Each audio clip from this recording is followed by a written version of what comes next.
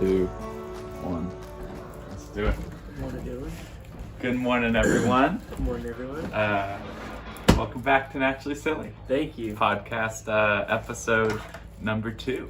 Number dose. I don't imagine we'll keep saying the number of it, but I think number 2 is pretty special. It's fun. And number 2 and number 1 are special. I think they're really special. Once you through the recording onto video camera. That's some shit. Absolutely. Hopefully, none of them are uploaded yet. So hopefully, we'll be uploading them soon. So that'll be good. Actually, see who wants to really view them. exciting. I already got some friends who promised to subscribe and to like it. So we're getting Nice. a little initial fan base here. Hounding people. Yeah, I mean, I'm gonna start posting on my social media.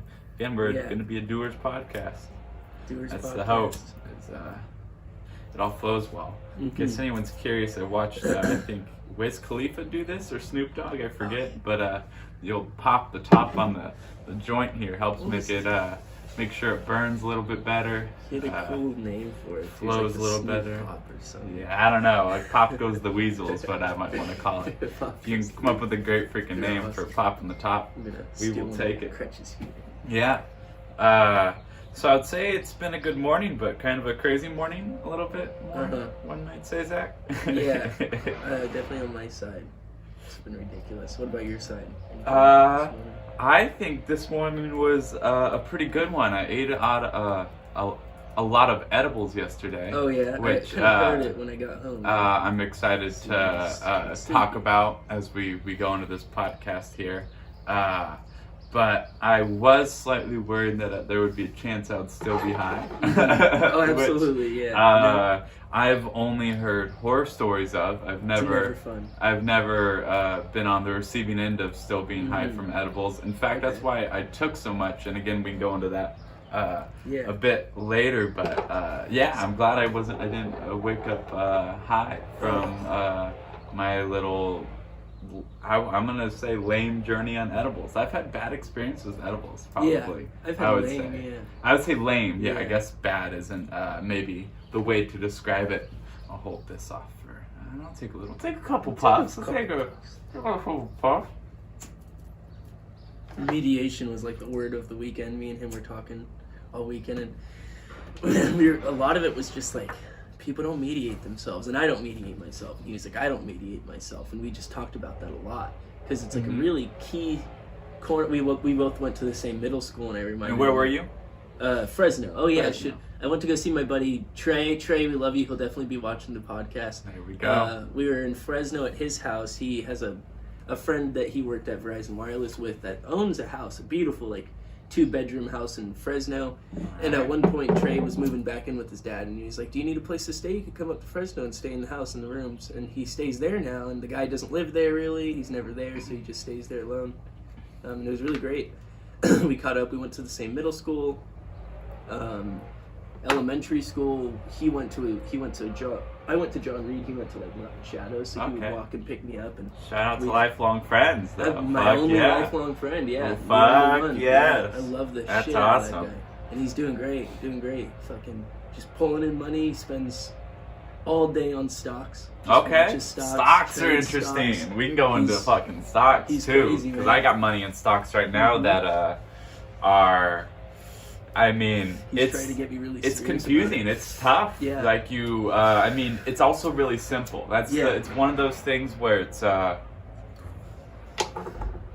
this down. Yeah. It's one of those things where it's kind of like a little bit of research goes a super long way, but there's never enough research.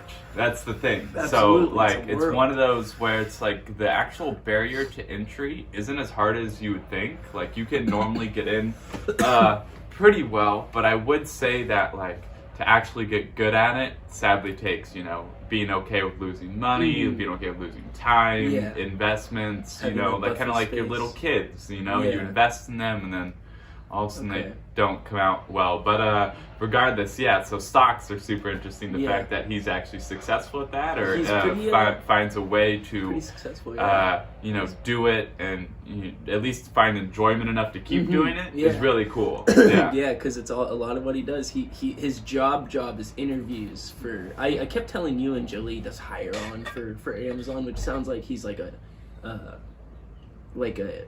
temp worker, but he's not. He hires people for Amazon. Okay. So he stays at home. He has all his papers. He was fucking with me at one point. He pulls out his stack and he's like, "Lives right here, Zack. Lives. I got fucking lives right here, man." It's true. And he's just waiting to call him back until fucking Corona stops. He had like 15 people just gonna get a job from him when they can. Wow. And he had a life, man. Like his dad had 5 kids with 5 different women, left him out on his ass with his mom. His mom didn't give a fuck, so he's living with his grandma in a closet, and just crazy shit. Holy shit. And from 15 years old, he was just up, just gone. He was out of this town by like 17, living in San Jose. Yeah. Living by like the Levi's Stadium. His life sounds like a straight up lie when he's telling me it. It's crazy. But I've been seeing him on social media bouncing around all these places. And now you could argue there's a certain amount of success that follows him. Absolutely. No, he is one of those people that definitely embodies success, and it's the privilege thing I was talking to him about, because when he was young, he had to dress. He lived like shit. But for his heart, he had to dress nice. He had to wear a tie. He had to put on the nice shoes. He had to have his room organized. He had to have his little office space. We would go hang out. He would just be cleaning, because he lived with his grandma for so long. I never really knew him at that point. But when we really started like having time together was when his dad had him live with him. And he gave him his own room. His room connected to another little loft room with the bathroom connected. And that's a life the dude never knew. Yeah. So from that point on, 15, he was just like, I'm gonna fucking use this, and he just like shed himself. It's crazy. People see him and they're just like, what the fuck does this guy do? What's up, Mur? Oh, there's the cat knows what's happening. It's coming back, our cat friend. That's funny. Yep. That's gonna be a thing now. So what do you think, being a friend from the outside, it's always good to see your friends succeed, your friends do well. What do you think was like, what changed? What do you think from the outside of like that you saw was like, oh wow, like this is a different trait. Yeah, this is a different person. This person woke up differently and decided to do something different. What did you see? I might not understand the question. Just based off of Trey himself, or based off of when was the moment you were like, my friend's on a positive, is moving in the right direction? 15, 16, we'd be hanging out. One of the first times I smoked weed was with him at his house, and it was just never about that. Like we might have smoked weed the first time together, but it was about getting out of here. Always. Whether we talked about it or not, we both had this situation where we were just like, this isn't where we belong. This isn't me. I'm forced here, and I'm gonna get out of here. And he has this ability from a young age to do it more. He was able to cut his family off. He was able to make those decisions. Okay, so that's kind of like the act. Like, what actions did he take? That I was saying, because that's intriguing, really, right? How do you go from like struggle busing, like just like it's hard. Like at that point, you're almost asking for like an easier life. Like being a teacher, like I've had students like say like I'm tired of fucking making every day a struggle. Like we always want to say, I want to get up and work hard. Some people want to have the option to eventually not get up and not work hard. Yeah. Like they want a day off. Yeah. And I find that through this struggle is, in fact, will be the main reason many of my kids actually do succeed. Because the struggle is what breeds it. Do you like? I bet you so much that your friend's struggle is also the reason, probably why he's also reached this point of success. Yeah, one might say. Not settling for whatever someone's gonna hand you, because a lot of people like him, if they take I'll build it into something we were talking about. If they do take what's handed to them, it's nothing, So they take that and they make it more, and then they keep working, and then they take something from themselves and make it more, and that's like the system they have to live by. They don't get to keep searching for that next day off. They have to make a day off for the day they're working. Maybe find a job. He found jobs that like, I guess for a while he was selling insurance, so he would be in his car all the time, just driving everywhere. And that shit wasn't easy, but now he's selling insurance in his house, or he's selling jobs, I guess you'd say. He's hiring people for Amazon in his house, and that's a break, dude. That's a huge break. Huge. But on the other side, he's in his house all the time, completely alone. He can't have anybody over because he's in Fresno, doesn't really know anybody. So it's like a huge, the mediation part where it's like, damn, bro, like at one point this stuff's gonna even out, but a year and a half ago I was in my car 9 hours a day selling insurance. Merlin! Go! Merlin. And then today Can't I'm on the side where cute cats anymore. His car's broken down and it's in the shop and he can't leave his house, but his job's at his house, so he Ubers to go get groceries, and Fresno's empty, so like his backyard's small and his neighbors are cops, and it's just boring. Yeah, I've heard rumors about Fresno being boring, and the only reason I'm writing right here is because I do get little ideas for quotes, and you gotta write shit down. Yeah, absolutely. So when you were saying kind of just what you were saying about your friend, I wrote down, turn nothing into something, then make that something great. Mm-hmm. You know, like, and I think that's part of like kind of what you were just describing. You know, you turn nothing into something. Yeah. And then if you could be someone who turns nothing into something, you could easily turn that something you now have into something great, because you've already done the impossible part. Yeah, your value is different. Yeah, your say that again. Your value is different. Your the value of things is different. If someone, I mean, like my mentor gave me a pair of shoes, and it's like, I don't even understand how much that means to me. Mm-hmm. Like as the person in my shoes, like I don't understand. I see him, I hold them, and it's like, it's just a huge weight off my shoulders, because like, I mean, they're $30, but like it's Corona. I'm not going to go to the store to get shoes. I wouldn't have gotten shoes for another 6 months. Yeah. I mean, just wouldn't have done it. There's no reason to do it. I got my Vans, I slip on, they work. I got my work boots, they're fucking great. I got my nice Doc Martens, fine, good, I got my shoes. And she was like, why didn't you and Joel stay out longer? And I was like, oh, I got my Vans on and I didn't bring a jacket, so it was cold. And then she's like, oh, let me get you some running shoes. So she sourced some running shoes from a friend, and they're at her house waiting for me. And then she gave me these walking shoes.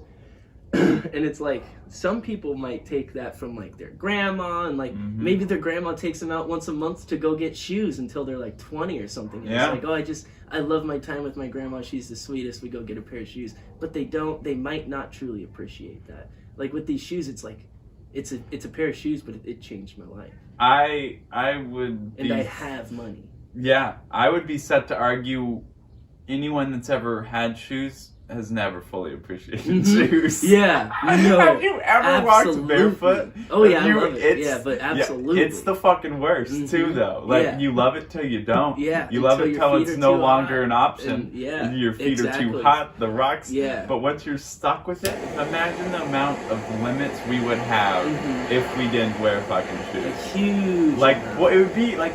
It's honestly one of those things where, like, it would be cool to have it callous, you know? I would love to stop wearing shoes. I don't know if you know what feet look like when you look at that foot. Yeah, I got gnarly feet. Foot. Yeah, I got hella gnarly feet. I've always said, if you're going to have anything, if we're going to have one ugly part about you, might as well be your feet. It might as well be your feet. That's the shit that you're supposed to beat up. So. If you can skin anything from the clothes and root it to the floor, well, it might be. it's what's supposed to take the grunt of the damage, I would say. Yeah. But I would be. That would be a fun. I wonder if there have been people. Of course there have, but who have tried to make that transition from shoes to no shoes. Because there's a few of those natural things out there, right? Like there's, we were talking about, you fucking die. Stuff's insane. As you, because there's a few other, like people have gone, like to no shampoo. Like we were talking about, people, I mean, there's things like not cutting your fingernails. That's weird transitions into there's certain aspects of naturalness, natural type tendencies, like almost moving backwards, but we find that probably some pay off. you know? Like the cutting your nails, I don't know what the fuck we used to do. That'd be interesting. How did we cut our nails back in the day? That's a great point. Yeah, did they smash them on rocks? That's a great point. Damn. I would be intrigued. Let's look it up. Yeah, I think that's the best one we've had today. Let's look it up. How did they cut their nails back in the day? I wonder if they use knives. Pebble stone, and they're just like... Yeah, I guess they would probably sand them down. Huh? Weird. That's an awful feeling. Yeah, I can't even... filing girls now. Oh, that's bad. How did they... I've definitely, like, when I was taking the bus for work, there was this one couple, I feel like I've talked to you about them before. They were like this really wacky couple. And the girl did belly dancing, and the dude did something else. And they both definitely seemed like they had... they're like atypical, or they had some sort of deficiency. But the girl would show up every night, no shoes on at all. And she walked from downtown to the bus stop in Petaluma, the Copeland one. And I would ask, and she would say that's what she was doing. It was a spiritual practice, and she felt like she didn't dance with shoes on, so she hated showing up to practice and taking her shoes off. Mm-hmm. So she just took them off when she left home, and she would get on the bus with no shoes on, and she would go to class and come back and get home with no shoes on. And she was alone for a while until the boyfriend started coming with her. And probably because I was there, like, I would be there always, and then she started showing up, and after about a week and a half, the boyfriend started coming, because I would be talking to her. And they both definitely had some deficiencies. So it makes perfect sense that she would be like, it's becoming the situation where I'm hanging out with this guy, can you come to work with me? And then he was super cool, so we would both talk. And he wore shoes, but yeah, she was definitely on this hype of like, I'm not going to be wearing my shoes. And then at that time I was doing the same thing, but I could only do it so limitedly because I took my bike and bus to school. That makes sense. It's just what gross people do, kind of. No. They just bite them. That's what they did back in the day. Oh, Jesus Christ! Bite them. I used to do that as a kid. I couldn't stop. 100%. I couldn't stop. Now I do not. That's exactly. I'm on Reddit, which I'm learning to use. Yeah. But not really. I need to get better at it. But it is. They say once someone said bite it, it was hard to teeth, knife, sharp rock. Someone said yank the fuckers off. Oh, no thank you. Jeez. Yeah, I was imagining a thick worker fucking nail. You know, like that thing's thick, it's a little long, it's twisted. Mm-hmm. And I guess a knife might work better on that nail than our nails today. 100%. Yeah. It would be, and I'm just thinking of like art projects now to do like an art project of just taking pictures of people's nails and like trying to guess what kind of work they do. Yeah. You know? That would be cool. Yeah. That would be cool. Yeah, with the podcast, I'd love to do some street stuff. Like what? What are you thinking? I'm not 21 yet, but I did see a buddy's. Well, he's like a buddy from school I don't talk to at all. So just someone from I used to go to school with. He has a podcast online, and it's him, and he has the camera. And his buddy's like across his room from him. He's like, ask him a topic question, and he's like, well, let's go to the bars and find out what these girls are thinking. And he's like, okay. And then the next scene is them downtown Petaluma on like a poppin' night. And he's just like with the girl asking her questions, and a different girl and a different girl and a different girl. That would be super cool. That would be interesting. Yeah. I get scared harassing women at bars enough already. No, but... I mean like downtown Petaluma, middle of the day questions to like. Okay, yeah, that'd be like almost like a daily news crew kind of thing. Yeah, that would be cool. Like this to be I'm gonna double check because my paranoia is like it's not recording. Cool. Yep, we're good. We're good. I need at least one check before we dove too down deep in this rabbit hole. I know that does happen. And last night I was thinking another name possibly for the podcast is Off Track. Mm-hmm. But that's just a thought. Yeah, we do go off in a lot of different tangents. Yeah, and then they always not always, but you see podcasts, and most of the time it will boil off into a pretty nice point, or you'll end up enjoying what the people are talking about. We just got to keep careful not to frustrate ourselves or people watching. Because, like, I do see points kind of wither away on Joe Rogan sometimes. Like, damn. That's not coming back. I think it's going to happen no matter what. Absolutely, yeah. I think one of the things that'll stop us by rewatching them, but that's such a... Yeah. That's such a... Is there a new word for new people besides noob? Is that still it's such a newbie thing to do. No one has time except for a first-time podcaster to watch podcasts. Yeah, you know? I think it'd be the only appropriate word for it. Noob, yep. This reminds me of Halo 3. Was it Halo 3? Did you play Halo 3 at all? What was going on? Halo 3 was like one of the first, sure. I think. We're going to get a lot of hate. I could be completely wrong, but I'm pretty sure it's like one of the first big multiplayer games where you could play split screen online. Mm-hmm. And it was the fucking best. Halo 3, it wasn't Halo 2. It had to be Halo 3. I'm going to stick with it. And was it ODST? No. That one was after. That one got weird, right? That was when like third person. Yeah, that ODST. Like that. My stepbrother played it, and he was really into it, and he was pretty damn good at it too. But with my stepbrother, me and him got this, and we got it, I think, before Call of Duty, and we and him would literally play this thing all fucking night. Like, it was one of the most.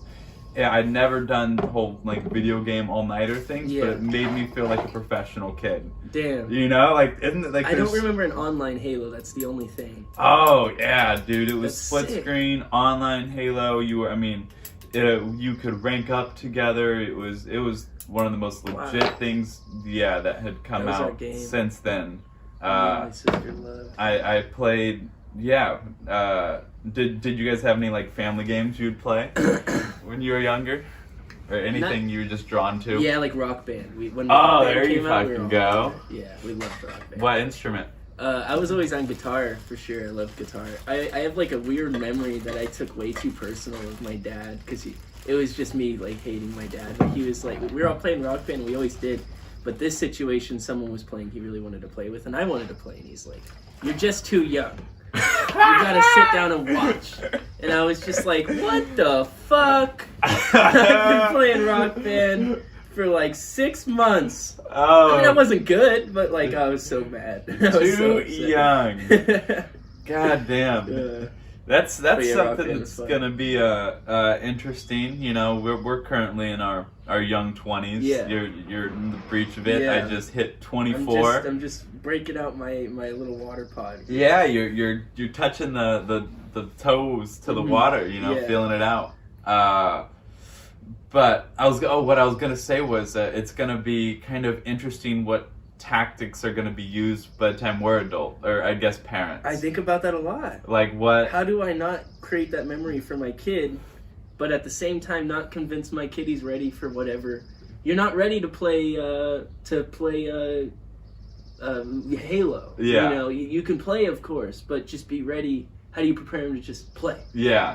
To not get upset, to not think they're killing someone. You don't. You teach them. They learn on the spot. They learn? Oh, man. Absolutely. Yeah, I think learning how to lose is something that our society... well, it would be hard to say society, but at least the society... Sorry, I stole your lighter. That lighter won't work. Oh, okay. I got my torch. Yeah. I think the information age game children, tablet children, there is no real learn and control. It's just... You're creating these switches yourself. So it's if I don't want a lose switch, I just turn it off. They just play games where they don't lose. I have a funny memory of, speaking of Guitar Hero, Rock Band, whatever you want to do. Yeah. And my sister was playing or something like that, and there was a setting on there that was so you it's so no button gets not hit in a way, it just flows through. Okay. And we thought she was destroying this damn level. We were holy shit, it's incredible. And then you just realize, the fact that they even have a setting on the game that lets you play it without having to press anything is that's such a... It just speaks to the times of, okay, I suck at this game, but I just want to be good, so where's my setting? You just want to be doing something. You want to at least look like you're succeeding at something. Yeah. Isn't that? Yeah. And that's just fucking social media. Just wanting to do something. Looking like you're succeeding at something. Again, this is the damn Doers podcast. Media. We're gonna do shit. No, here. actual productive thought and inclusion And I love how many people that are already kind of involved in wanting to like be their own, not their own thing, but let everybody else be their own thing on the podcast. So a cumulative community. Hell yeah. Yeah, I'm really excited. Speaking of doing, if we want to go with minor successes, because that's what you got to celebrate in life, minor successes. I did a successful back bend yesterday during yoga. And I've been asked to do it on I've been using this yoga app, Downward Dog. It's, and it's free right now, teachers and students, so I would go check it out till like July 1st, which is pretty kick-ass. And then I think for everyone else, it's, I would have to look it up. I don't want to give you a date. Look up Downward Dog, even if you have to subscribe, they're dope. But I've been asked now to do a bridge like 2 or 3 times, and I haven't been able to do it. And then yesterday, I was like, oh, they're asking me to do a fucking bridge again. Here we go. Yep. And I just went, like, I just shot right up. My hands did it perfectly. Everything did it. And I was like, that's a fucking minor success. That's right, a minor success. Yeah, it is. Absolutely. Yeah, so we're trying to celebrate minor successes, but did a back bend. So if anyone else is doing yoga and just achieved a back bend, fucking well done. Well done. It's not easy. No, I can't fucking imagine. I need to get going on it right now. This girl I'm talking to now, she's like an athletic trainer. Oh, do it for the ladies too. She's doing yoga and stuff. She's thick, and I'm thick, but I got to get going on my bendiness. Yeah, there you go. Take some classes. Yeah, it's 2020, right? Sometimes the girl needs to bend the guy. Yeah, you you gotta be malleable. I gotta be versatile. Yep. You can't just settle in. Just think you're gonna do all the bending. What's up, Mer? That's so funny. Well. All right, Mer, go on. Yeah, I know. It's Go. Anyone else? I've been struggling more and more as I see cute dogs, especially on walks. You gotta try extra hard to fucking resist the voice and getting all close to them, because you just assume they're not people, not gonna freak the fuck out, you know? I don't know why they're still having Merlin out all the time. This Merlin dog, this cat that thinks it's a dog, lives on the street under our house. Yeah, we got I guess he has a home. Podcast cat. Yeah, pest control people, right? Yeah. It's come get your a very ironic situation. Cool, door shut. Yeah, it is. That cat will go in there spraying everything. Mm-hmm. Oh, fuck.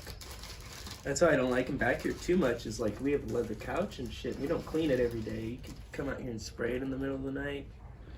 Yeah. I think we would smell it. Yeah, luckily, I don't think that's what we're getting. Okay. Which is good. But who knows? Smell it. It's definitely chilling all the time. Yeah. All right, so where should we kind of move with this podcast? I was just thinking, we started with talking about I was decently intrigued about going into like dreams a little bit. Whether or not you want to maybe start with your story. I've had some crazy dreams, but I would love to hear what kind of happened to you last night. My dream world is vast and not it's not aggressive, it's not dark, it's not scary. I don't fear going to sleep at all. And that's grown over the years of me conditioning and meditating over why I have certain dreams and how I can move through my day thinking about them in a way that's not uncontrollable. And a lot of my dreams are stress dreams about my family, a lot of them. Pretty much. And if I have a bad dream, that's what it is. 1 out of 2. There's 2 different bad dreams I could have, and one of them is my family just going crazy, just losing their shit, and I'm in the house just like miserable, and last night is a perfect example of what it is. I'm in my old apartment, and there's more people in the house in my family than should be on a normal day. Like my grandma's in there and my aunt's in there. It's like a party thing, but everyone's just doing their daily shit like we all live together when we don't. It's just my brain, you know. There's family, boom. And like they'll be getting in on me for shit, just nothing. Just like, you're wasting your life, you're a waste of time, stop getting in on all of us, you don't know what we want to do with our lives, just stupid shit, like, and then like letting Zaya do some stupid shit she shouldn't be doing, that's like hurting her, and then I go and like, it's like I'm awake, I'm just like, oh Zaya, you gotta do blah blah blah, and then my mom's like, you gotta fucking leave her alone or you get the fuck out of the house, and it's just like, boom, boom, boom. Yeah. Whoa, what the fuck? Yeah. Whoa. And I can't. And then I wake up and I'm pissed because they're saying shit that pisses me off. And I'm pissed because I just want to be sleeping, and now I'm awake and I know I have to go back to bed. So I have to meditate for a second and not go back to bed thinking about the dream and go right back into the dream. But eventually I wake up having a different part of the same dream. So I woke up last night 7 times, and every time was coming out of the dream, and I just go back to sleep right back into the dream. I thought about getting up at like 7. I was up at 7:16. I was up at 7:16. I thought about getting up because I was like, is it even worth getting up?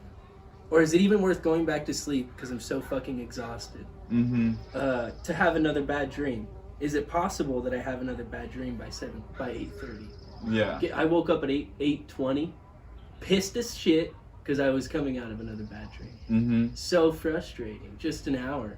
So frustrating. What's the deal with being able to enter the same dream? That's always been something that's confused me, right? It feels like there's a door. It feels like there's a door, and that door slowly closes as the more time you spend away from it. But I've always almost been able to get back into a dream if I woke up from it in like the middle of the night. Yeah. Like 100%, very rarely will I not be able to achieve getting back to that dream. The only times I can't is when I'm like, dude, she wasn't done talking me off. You're like, you are not getting back to that dream, motherfucker. That's when the dream is fucking ended. I fucking hate that shit. You can only go back to dreams that it's crazy though, that are incomplete. Yeah. You can only go back to an incomplete dream. Once dreams have completions, like there's an end to a dream. Because there's that peace, you know, you can't ignore that meditated, there's no need. You know, you might want to go see, there's just no need. Yeah. But guess what you do? Guess what you are thinking about, Sonny? Your fucking mama. And her screaming. That's what you're fucking that thinking about. Dream ain't fucking done. No. No. I was on the phone with her on the way back, and I think I was thinking about my ex as I went to sleep. So usually that will drive me up to the coast of agony in one way or another. But So there's a really nice archetype. I guess not nice. There's a very quick archetype of like the stress dreams involving my family, and like I just can't get enough of them, dude. I mean, I think about them because they're so in their stuff, and they hate me so much in so many ways, and then they tell me it's my fault, and they tell me I'm creating my stress, and that I'm creating these visions of me from them, and it's like that's true, but at the same time, if I've been just having a little bit of anxiety about my family and creating every fracture of it for all this time, why am I still dreaming about it? Why is there still such little completion? Why is there such little conversation had to where my brain settled on it? My brain obviously has this picture of, well, it's you creating this image, and it's not fucking happy with it, because that's not true. So I just keep going back to it. I go back to it during the day, I go back to it during meditations, and I go back to it during my sleep. If I don't prepare myself to go to sleep, like happily and rested. And I do a lot of meditations as I go to bed, a lot. Are these guided meditations? I don't do guided meditations, not because I hate them, not because they don't work, just I'm not into them yet. I did them when I started, and now I use what I gathered from them, and I meditate myself, and I feel I'm very good at it. I have breathing exercises I use. You breathe in through your mouth, out through your nose, and then you circulate, and you push it all towards your stomach, and then you push down and down and down, and you don't let air escape toward your chest, and there's actual different chemical receptors for when you're breathing into the belly of your stomach, into your diaphragm, and when you're breathing into your chest. I believe that. Yeah, you get adrenaline and you get dopamine. Yeah. And you'll feel that so quick. And when I'm on shrooms, you will feel that so quick. Interesting. It's wild, man. Yeah. And I was sitting there, and you're like, and you brought something up, and I was like, I was giving thanks for the vape and meditating a little bit. That's all I'm doing. I'm just like, just quicker or slower. And I'll do that in my bed, and I'll start at my toes or my joints, and I wait till I feel a vibration or an energy or a spark. And if I'm high, bro, if I'm toasted, I'm laying there and I'm meditating, and I'm just like, oh, like I feel like fireworks just, and I control, and that's where it gets fun, because there's like fireworks and you can have that everywhere and it could be a little dim, but then you could be like, what if I do in my toes? And it's just this combustion in my toes, and I'm like, let it go into your joints, and then I work piece by piece and like muscles and tendons, and maybe I'm just like trying to feel my tendons up my arms, and that's where I feel the energy and like the light. But that's a lot of what I do for my meditation. Yeah. It's like grounding. I think that's all grounding. Mm-hmm.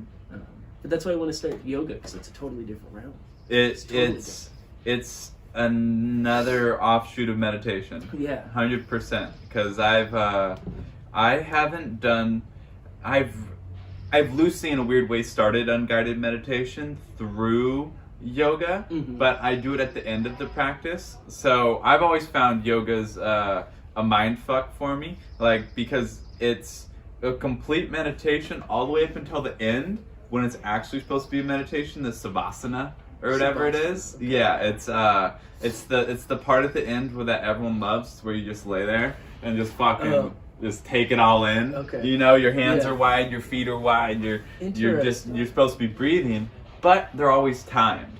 And so they're like, all right, now it's like you're gonna lay here and do a 10-minute savasana, and the whole fucking time I'm like it's like a nap, you know? It's like you're just thinking about when the time's gonna be over. Yeah. Because there's a fucking time. Okay. So what I'll do is for my like guided, more or less, or unguided meditation, is I'll go through the whole yoga session. I do the shortest time, which is a minute of this savasana, and then once it's over, then I go and I'll just lay there and I'll just breathe. And sometimes a thought will come in, and then really when a thought comes in, I'll sometimes just try and breathe it away, or I'll open my eyes or close my eyes. I find if I change the visual that I'm having, the thought will also change. Just because I get distracted, because you get distracted either by the newfound darkness that you have, or the ceiling texture. Like, I'm just staring at this ceiling, and that's another thing I've realized. If I want to successfully meditate, sometimes having my eyes open is the best way to do it. Absolutely. Because I'm attentive when my eyes are open. Yeah. When my eyes are closed, my mind is so weak. Okay. You know, like I can't control it. I'm not in that place. But when my eyes are open, I can easily not think about anything. I can just stare, because I'm staring like hard, and pretty soon that shit will get all, like, you stare at anything long enough, you'll trip. Yeah, and I don't know what the fuck that is either. That's crazy. But that's just how visual tripping is. Yeah, it's just a matter of, if you just stare, literally you'll have the illusion of trippage, and do that for meditation. It works actually really, really in a fascinating way to kind of do a staring contest with a dry wall. It does good for me. But so I've been doing that as unguided meditation. But I would suggest, if you're gonna do meditation, like do it. Oh, sorry. I thought I saw smoke and it was from yours, but I thought it was coming from the chest. I'm still slightly stoned, tripping out over here. But I would suggest starting with some kind of guided practice. I think you'll have a much higher success rate. Like you said, you started with it. Same with me. I started with it, and then you kind of go away from it. Yeah. I don't like necessarily just sitting there and focusing on exactly what they tell you to focus on, as opposed to like what you were saying, feel the energy, which is tough to do right away. It is. What a fucking hippie thing to say. You have to be able to create yourself the table that you need to be. Like, you have to be able to clear your table when it needs to be cleared. And that's a control that you don't have. That's not just there. Like conversations, I was listening to the guy that has the show Midnight Gospel now. Yes, yeah. Duncan Trussell. Yes, shout out to Duncan Trussell. Fucking awesome. Midnight Gospel podcast show on Netflix. He was talking about conversations, and he was like, it's a muscle, you know, like you have to exercise that, and if you don't exercise that, then you're gonna feel that, and you're gonna lack in your ability to carry on these like meaningful conversations, and to really understand people, and to have people know that you're understanding them. And I have a kind of innate ability to like I've convinced myself I'm an empath, and I have an ability to like kind of lock into people. What's an empath? What do you mean? Like in theory, it would say that like I have this like nagging ability to like feel people in times I don't want to. Okay, so empathy is the base of it. Okay, cool. Yeah, okay, I'm sorry. I kind of had an idea what you're saying, but that for me as well as the viewers, I wanted to get a better idea. Cool. And there's a thing called a neuron, a mirror neuron. Okay. That I think I heard Neil deGrasse Tyson talking about. And he was saying that there in people that feel they're empaths, some people have been through like scientific like studies, case studies, they found a neuron in their neurology. Jesus, cat. Such a cat. That like it was different than other people's, and it was a neuron, and it had another neuron that mirrored it, that had like a dormant use daily, that had the ability to like mirror other people's emotions. Yeah. And it could go into science that some people feel this connection to like their ground and the house that they're in, and the beams and the wood and people, and it causes like, in me, it causes all this like confusion and darkness, because it's like, where the fuck am I? Yeah. Because I'm always everywhere. I like leave the house with people, and I'm coming into the house with people, and I'm out on the other side Not of all town the time. with my mom. No, stay corona-free. Yeah. Stay home, distance. stay safe. Mentally. Yes. Like I'll drift with people, and that's where that's at a young age I knew I needed to meditate, because it was almost like wielding this huge fucking weapon in my head, and I didn't know how to, and it was hurting me, and it hurts me today. Yeah. And I feel there's people like that just everywhere, that just need a community, that need more than just themselves, because that's all I've had for so long. And there's like a lack of like a cultural father in society today, where kids are like pushed into these realms of adulthood or like some form of like path toward being a shedding of yourself, or the Boy Scouts, for I guess a good example. Yeah. But then there's also sports and inner communities, where it's a demon to these children. Yes, there are a lot of kids that are really good at sports, but there's also a lot of kids that don't have anything else available to them. And that's because we've created a commodity out of a community. And now it's like, okay, sure, we have a great, huge industry built around basketball and football and golf and tennis and everything. But when it's all these kids have to get out of where they are, one of 4 other options, or die young, like, what else are they going to do? They're going to be an amazing fucking basketball player because they're on that court every single day meditating on saving their life. Yeah. That basketball court might be the one place a bullet misses. And if they do die on that basketball court, that's what the family will know they were doing. They weren't out on the corner of the mall caught in a drive-by where the mayor can be, well, if kids would just stay inside and stop, they were at the basketball court learning to better themselves, and the one way their community has available to them. Yeah. And in a lot of communities, as you know, it's not there. And we're in California. Well, I find it interesting. I would say, based off what I've seen, there is a certain why I'm just gonna put it out there. I'll say 99% of the issues that I see kids have come from within the family.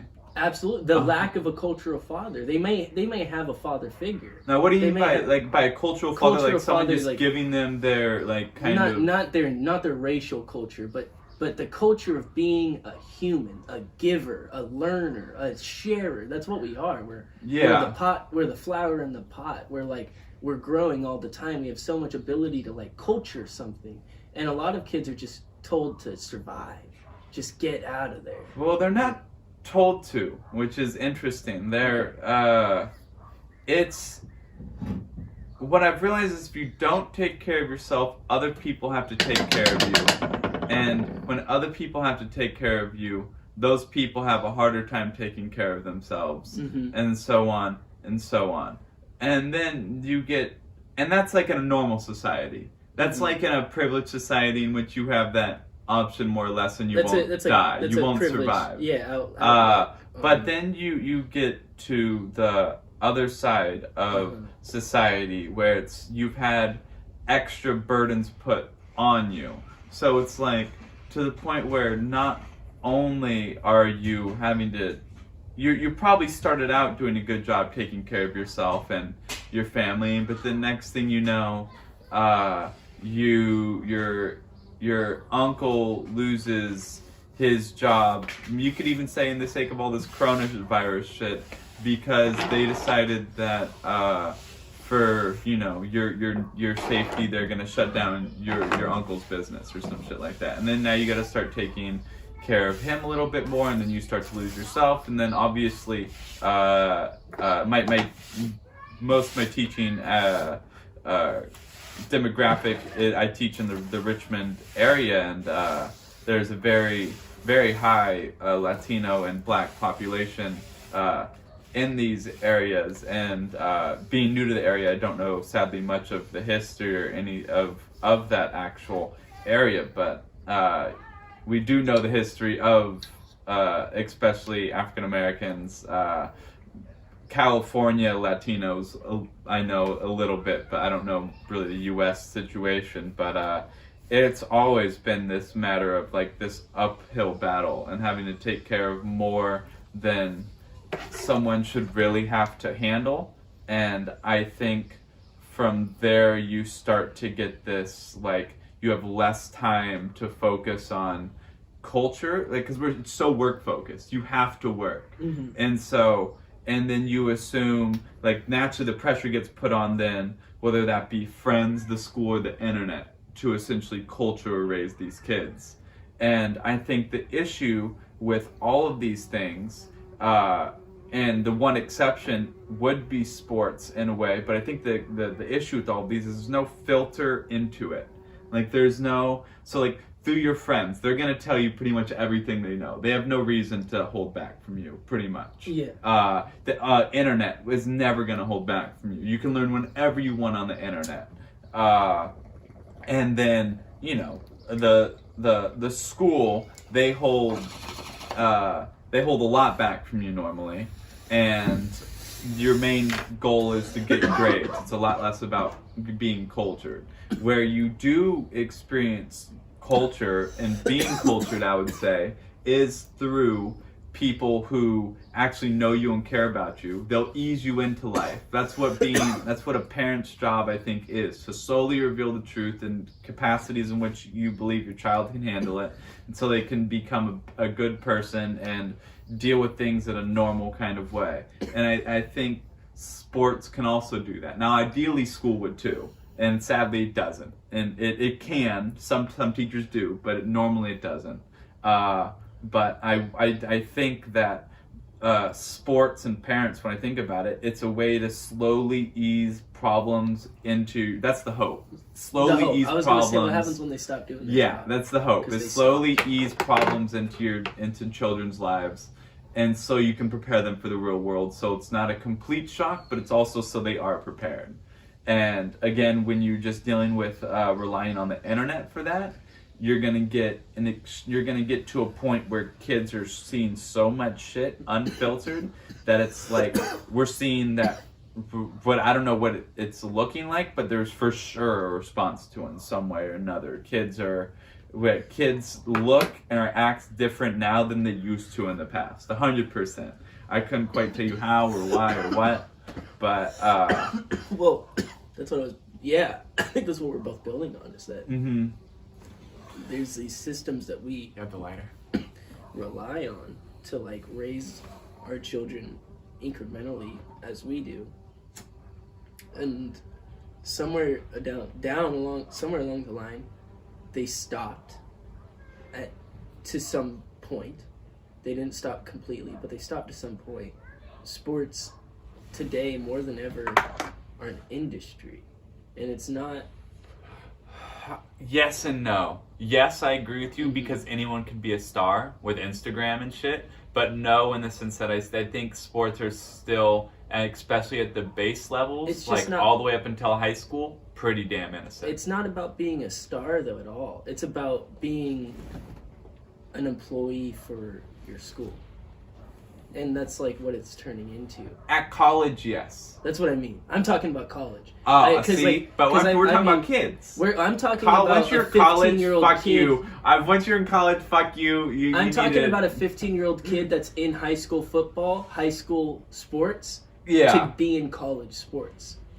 So if you're gonna, I get that. If you're gonna talk about a kid who's high school, who's a freshman, I'm talking about high school. Kids. Okay. It's a basketball court. Okay, high school, we can go back to that. But I still think it's pretty, yes, there's a lot of meaning to it, but I think even if the end of the journey isn't like that college or pro or whatever you're striving for, I think you still gain so much out of it. Like you were a coach, and I know coaches. I know that there's coaches and head coaches and facility leaders that, like you said, they're taking care of these kids, and at some days they have to give a little less because the night was long or the day was long or this kid needs a ride or this, and they're getting spread out and spread out and spread out, and finances are getting lower and lower and lower, and programs are getting cut off.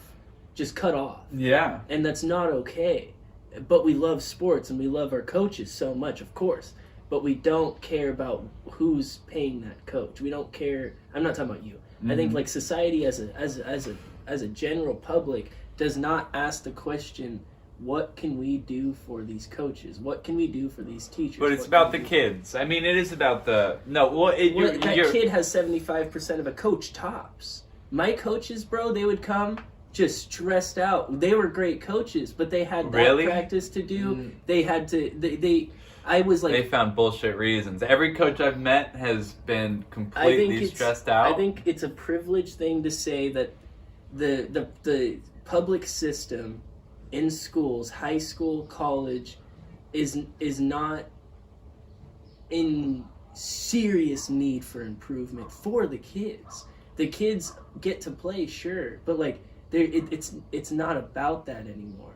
When you get to college as the player and you find out that sure, you don't get paid, that's fine, but you find out that you're paying the college's tuition fees, like you're paying like all of the I don't know the ratio of how much the colleges as institutions make their money off of the games, but the players don't make anything. That's for sure. Correct, and that is completely fucked up. But from most of the players' perspective, they are getting stuff out of it. Mm-hmm. Like if you add very few college athletes think like that. Of course they want to get paid. Of course they don't, because they love their job. They love it. No, but some get other things, like a whole free education. That's great. Absolutely. Now, and royalties. Education absolutely. is bullshit and fucked up in the first place as far as colleges go, and like how much you have to pay to go to that shit. Their practices is run. insane. I listen to 740 KMEL.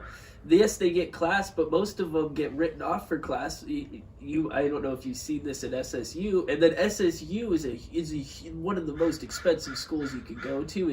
And Sonoma County itself has like a 98. It's like 94% white ratio. It's not expensive though. It's not. Okay, that's it's expensive. It's because it's college, but it's not an expensive college. It's by comparison. Yeah. Okay. It's probably it's a hidden gem, if anything. Like the fact it's Sonoma State being 10,000 students, like or less than, gorgeous campus. Their tennis and water polo did just get cut. Speaking of that. That's absolutely. Yeah. But that has to be due to COVID, and the program was already at risk getting cut. It shouldn't have been. We live in Sonoma County. It should have never been at risk. But the school isn't. My friend, shout out to Kendall Goot. She makes a good point. Sonoma's it wants to be an art school. Its funding and its funders are on the arts. Okay. And so if you have a sports team who never has a good record, has a pretty bad reputation, and the grades are low, why keep it? Mm-hmm. Why keep it? Yeah. And, you know, the program, it started to get turned around a little bit as the years were coming in, and as I was entering and then leaving. I went there for 2 years. And, you know, then COVID came and just wiped it out, as I think most things that were in a struggling place are gonna do. And so weirdly though, for high school sports, I feel based off what I've seen, like, yes, especially in like baseball, maybe football, basketball, like there's some stressors, but kids know their talent normally. Mm-hmm. I would say, in fact, most of them don't believe in themselves as much as they should. Mm-hmm. You know, they write themselves off, especially for junior college sports. Yeah. Big shout out to junior college sports. That shit is one of the most undervalued. Junior colleges in general, I think sometimes they get a really good rep, but other times I think they're one of the most like undervalued or what is it? What's the word I'm looking for? And something's below. The value should be up here, but it's down here. Underestimated? Yes, thank you. Yeah, it's one of the most underestimated like college experiences ever, especially for sports. I think way too much stress gets put on like D1, D2 sports, all that shit. And you just get a certain communal value with junior college sports that you cannot get anywhere else. So yeah, I have a lot of love for it. And just based off my perspective, I personally think high school sports are not as like bad as you say, but I do think it's such bullshit, and I just don't know enough to probably talk about colleges and money and all that. Mm-hmm. But I do know that is starting to change, right? Do you have any idea? Yeah, they tried to pass a law, and the colleges lost their fucking minds. Like, lost their shit. Like, that was last year. And the law was barred. Like, it was not passed.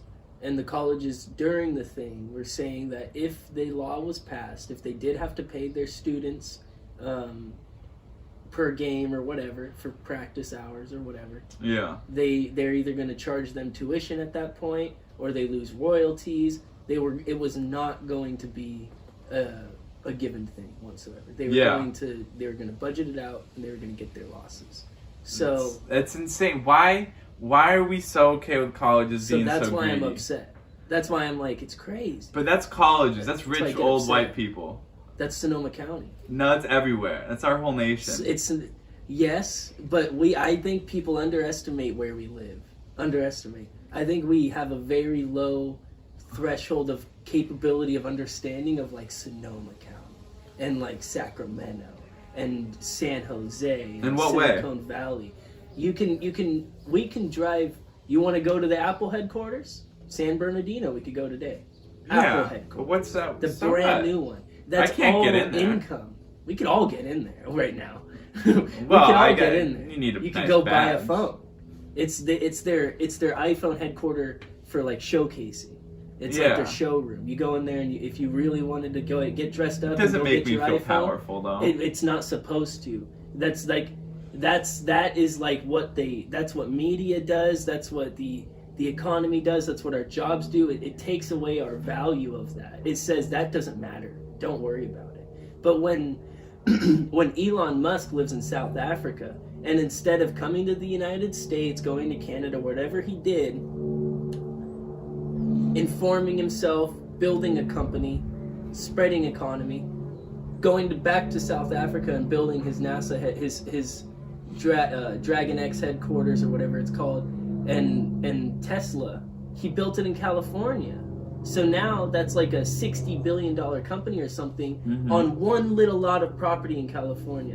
And then iPhone, one little lot of property in California. Go to San Francisco, Google, IBM, Bank of America, boom, boom, World Trade Center, boom, boom, boom, all in this little island of California. Yeah. And then you go over the bridge to Marin, which actually is falling apart. Like the 101, it's not being built up in the Marin part because they just can't pay their taxes. Because like there's all this weird stuff that I can't even speak on.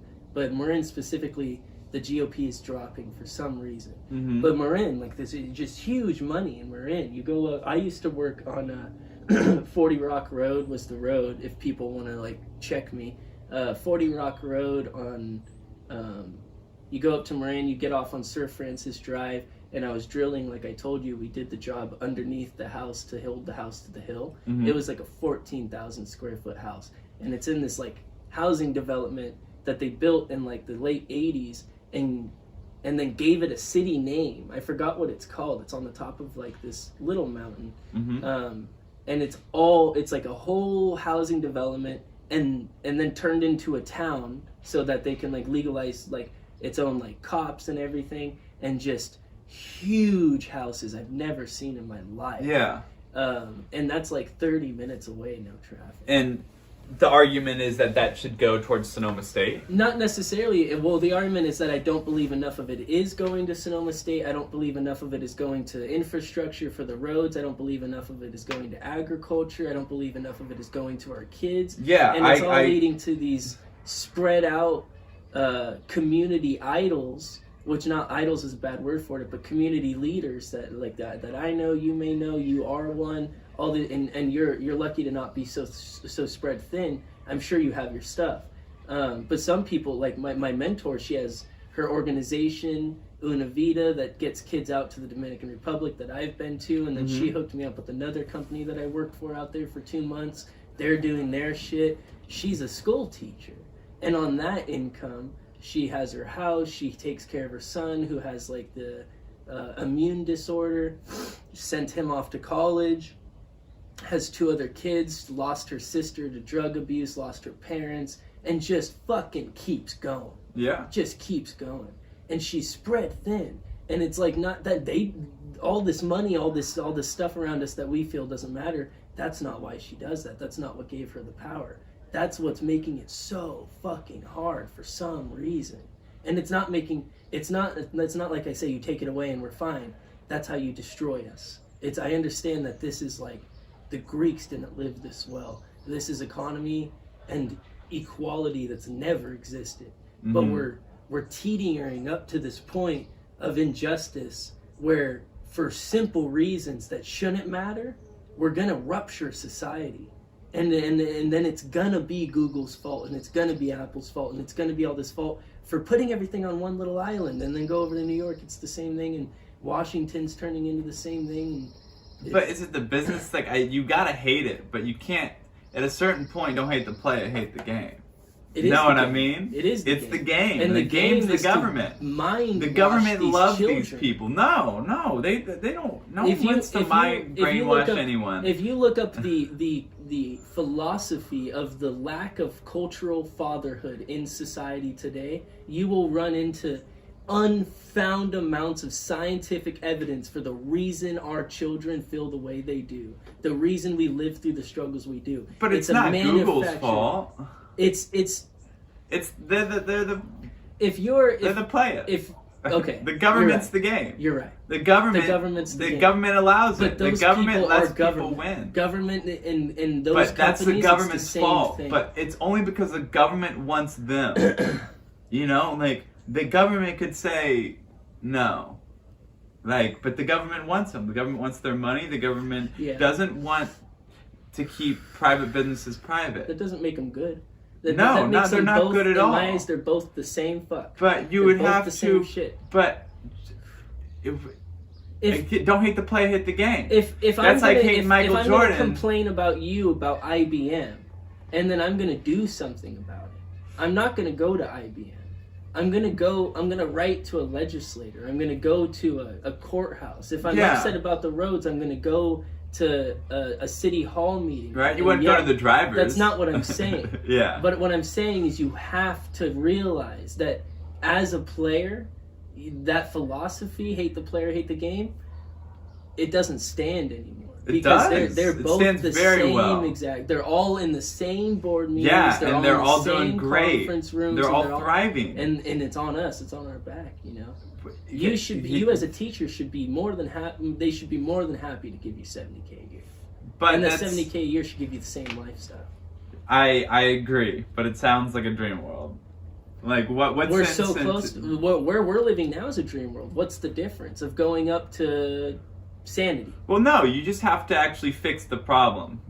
A few of them. Well, you have to start talking. You have to. I think we have to acknowledge problems, like you just said. Talk about them. Mm-hmm. I think we don't acknowledge the problems. We get told they're not problems, and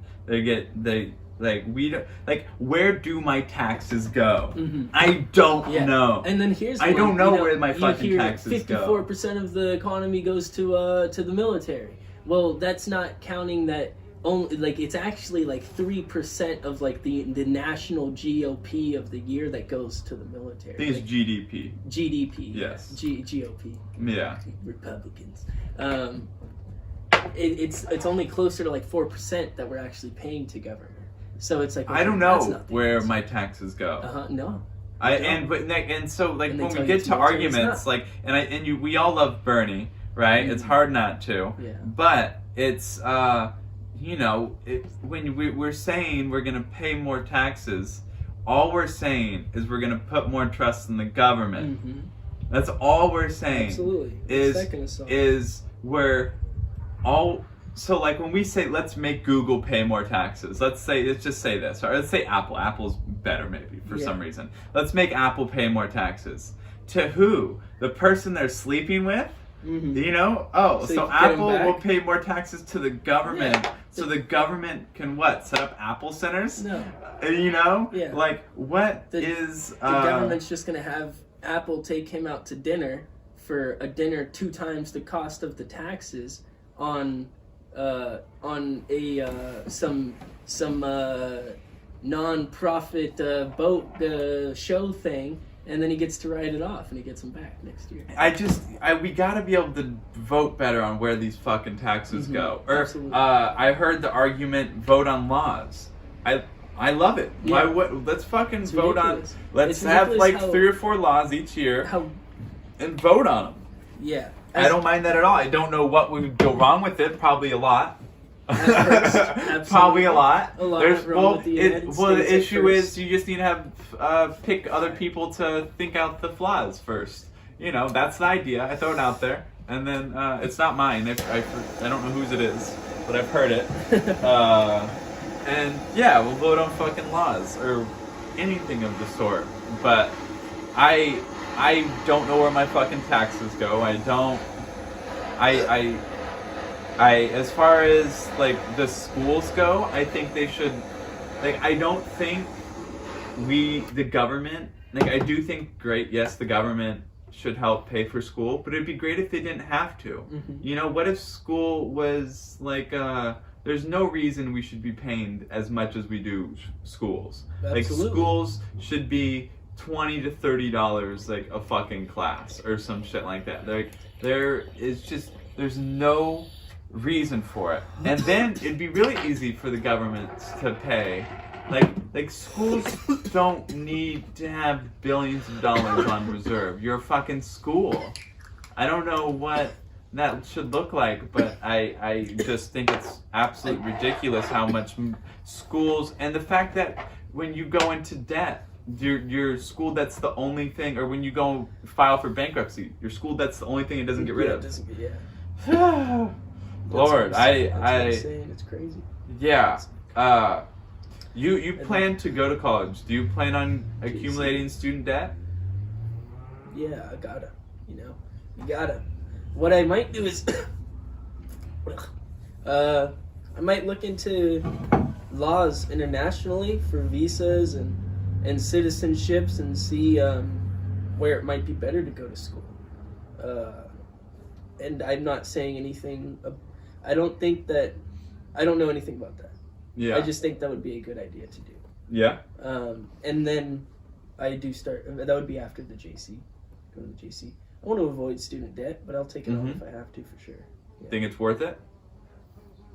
That's the thing. In my life, I haven't found something I can do. So I see stuff in myself that I can grow with and use to flourish and inform myself outside of school. But so far, it does look like I'm going to build up to the person I want to be while going to school and then use psychology. I might take my goals are psychology, business, economics, and socioeconomics maybe, Mm-hmm. and like use those. Yeah, I think it's weird. I just thought of degrees and shit as paperwork.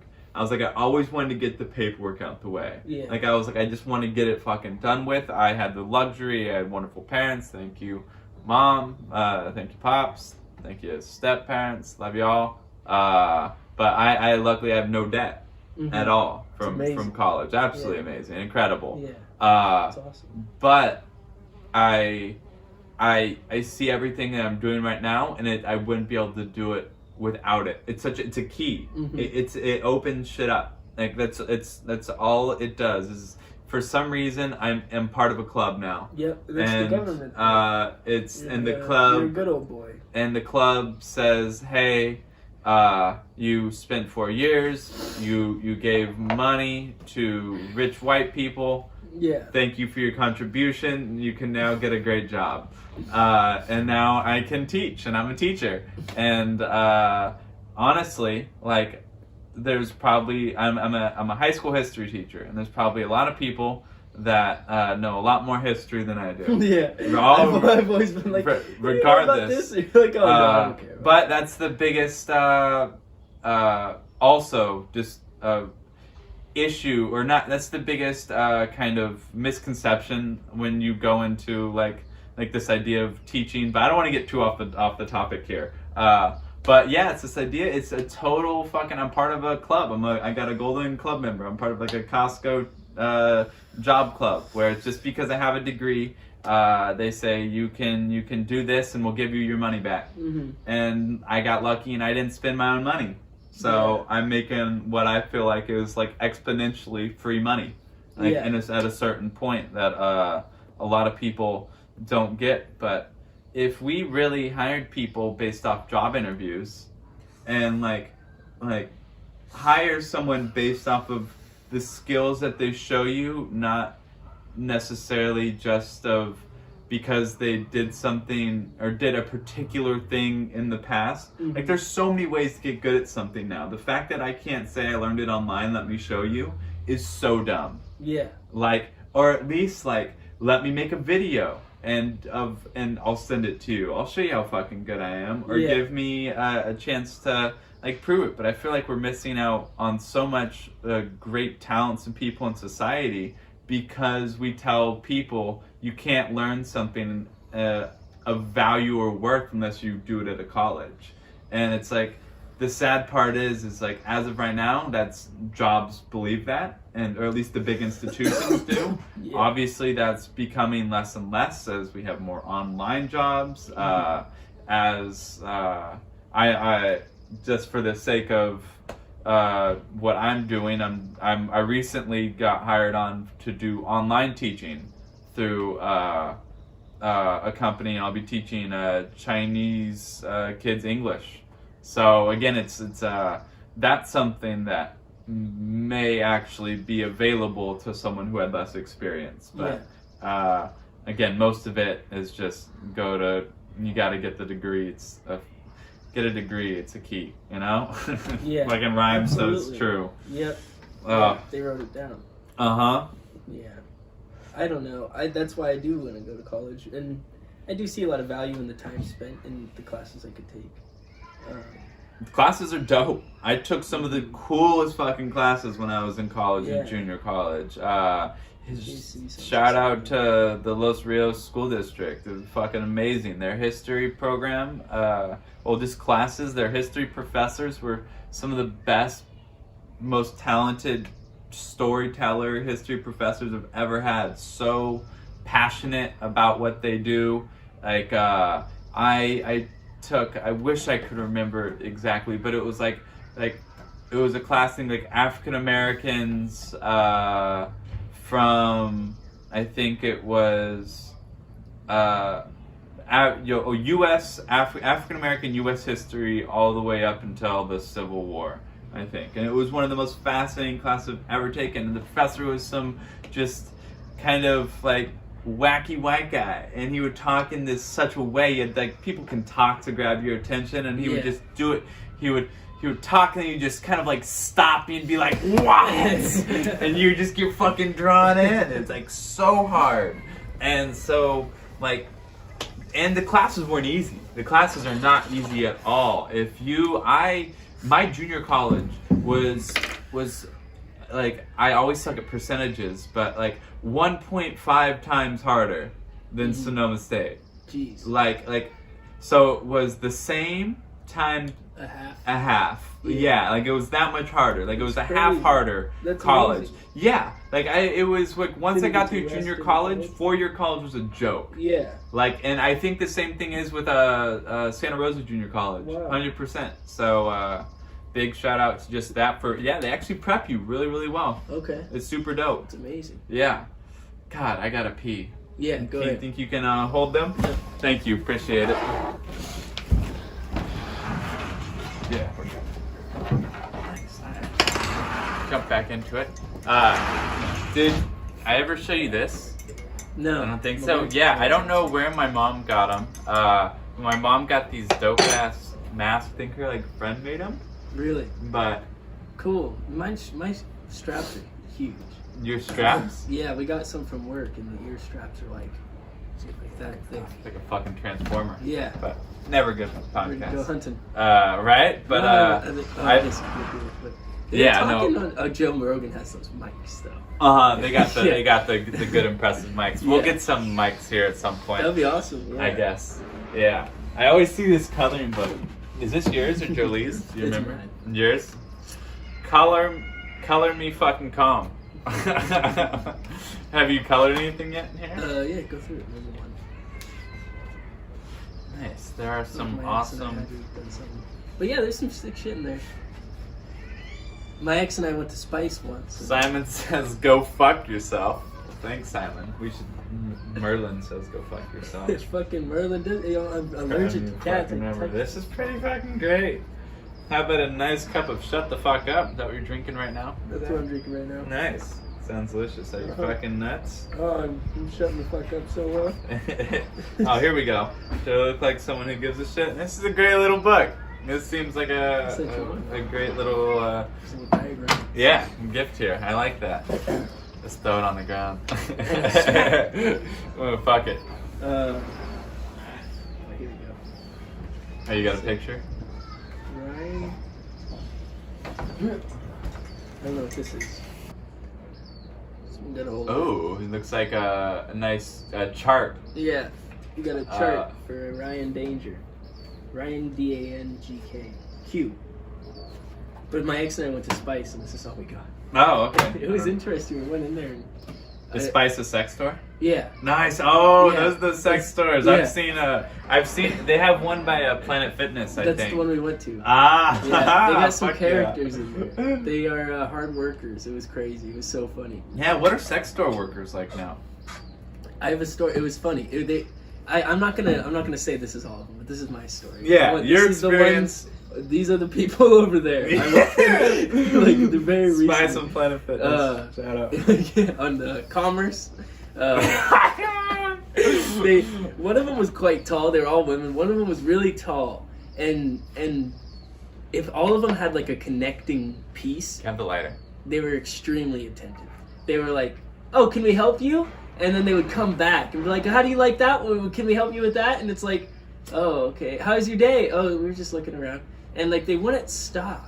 But there's some characters. So one was tall, blonde, fucking piercings. And, okay. And then one was pretty cute. Sexy. The cute one was sexy. Okay. That one was not. No, she was security. I think she was security. Ha! Security. That's fucking great. That's so smart. We walked out there with a book. We were like, okay, we'll get something. Yeah. I like it. Get pulled to the back that like we stole a vibrator or something. But yeah, a lot of colors in there. I've been to a few sex shops in my day. I must admit. I'm trying to remember. I've used a weed lubricant before, which is was an interesting experience. I don't think it was pleasurable in any way. I don't think it felt good. Yeah, I bought some lube and I've never used it. I bought lube once, I didn't know it was gonna taste. Never awful. used it. You found some nice lubricated women. It's good. Yeah. Solid. Sometimes. No, I yes, absolutely. I was like, I don't see why people use this shit. And then I was like, okay, maybe it might taste good.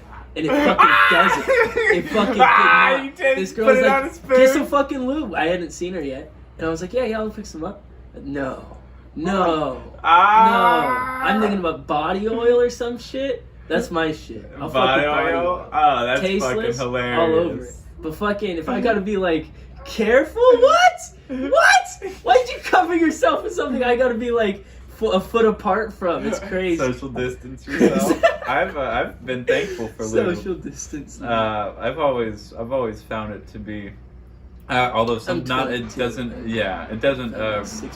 Six partners. Yeah, not all girls react well to it. I will say that it doesn't. That's why I felt like it added this whole new foot to my dance, and I was like, "What the fuck?" Especially you got like some spicy like KY jelly lubes and shit that are supposed to like heat up as you fucking go. But I think it's important. I think it's good. Yeah, no, it is important to take that step into it, for sure. Just keeps things, interesting. Yeah, I met this girl last night, and we'll see what she's about. But I'm usually pretty straight before. Yeah, so dating on during social distancing, it's something. It's something very. I'm better at it than I thought I was gonna be. Yeah, I gotta be a little careful, definitely. I've met a few people that I definitely should have just like not entertained at all. The girl, did I tell you about the strep girl? No. This girl was trying to come over, and I was like, no, man, like we gotta wait, because I knew it was just gonna be like a one-time thing. And I was like, we should wait. So we do phone stuff, and then one day she's like, she was real. Like one day I was coming back from somewhere. She's like, I can make it over, and it was Easter, and I was like, no, maybe later, we could kick it in the car, but like right now, like I don't even know what I'm doing tonight. Yeah. And I like levered away from it all day, and then she didn't come over, and like a week later she's like, oh, I'm so sick, and I was like, what's up? And she's like, I got strep, and I was like, what'd you just fucking say to me? Strep? And we had a little conversation, but I haven't talked to her since. Yeah. Are you scared? Is strep throat scary? I've had it. You can catch that. Before. Yeah, it's just of course right you can now. catch it, but imagine bringing strep into the house right now. Oh well, you wouldn't. I'd be pissed at myself. Of course. Jolie would be furious. Yeah. Lose her job. You'd be pissed. I'd be pissed. I don't. Yeah. I mean, you don't want it. Normally, I wouldn't care. It was the fact that I was like, we gotta be careful right now. And she's like, oh yeah, no, I'm being careful. Yeah. Well, you can get strep throat without getting it from someone else. You can just get it. But you can also get it from someone else. Yeah. So, like, I could have easily gotten strep. That's all I'm worried about. Yeah, Like, oh, well, yeah, I'm just circumstantially. Like containment zone right here. Yeah. And she 100%. definitely, she almost took a little knife to the ozone tank. your outer bubble. My biosphere. Yeah. But, I will say that virtual dating is not nearly as bad or cringy as I expect it to be. No, I'm still young too. I still have my 16-year-old days are still fond in memory. So like I was always on the phone. Yeah. I was like, I met this girl to the friends, never meet her. Yeah. Yeah. And that how many times has that happened? Especially in those younger fucking days. Absolutely. Just a phone, text, call, anything was totally. It was more than enough to jerk off to when you were a fucking little kid. Lord have mercy. Absolutely. But no, I would say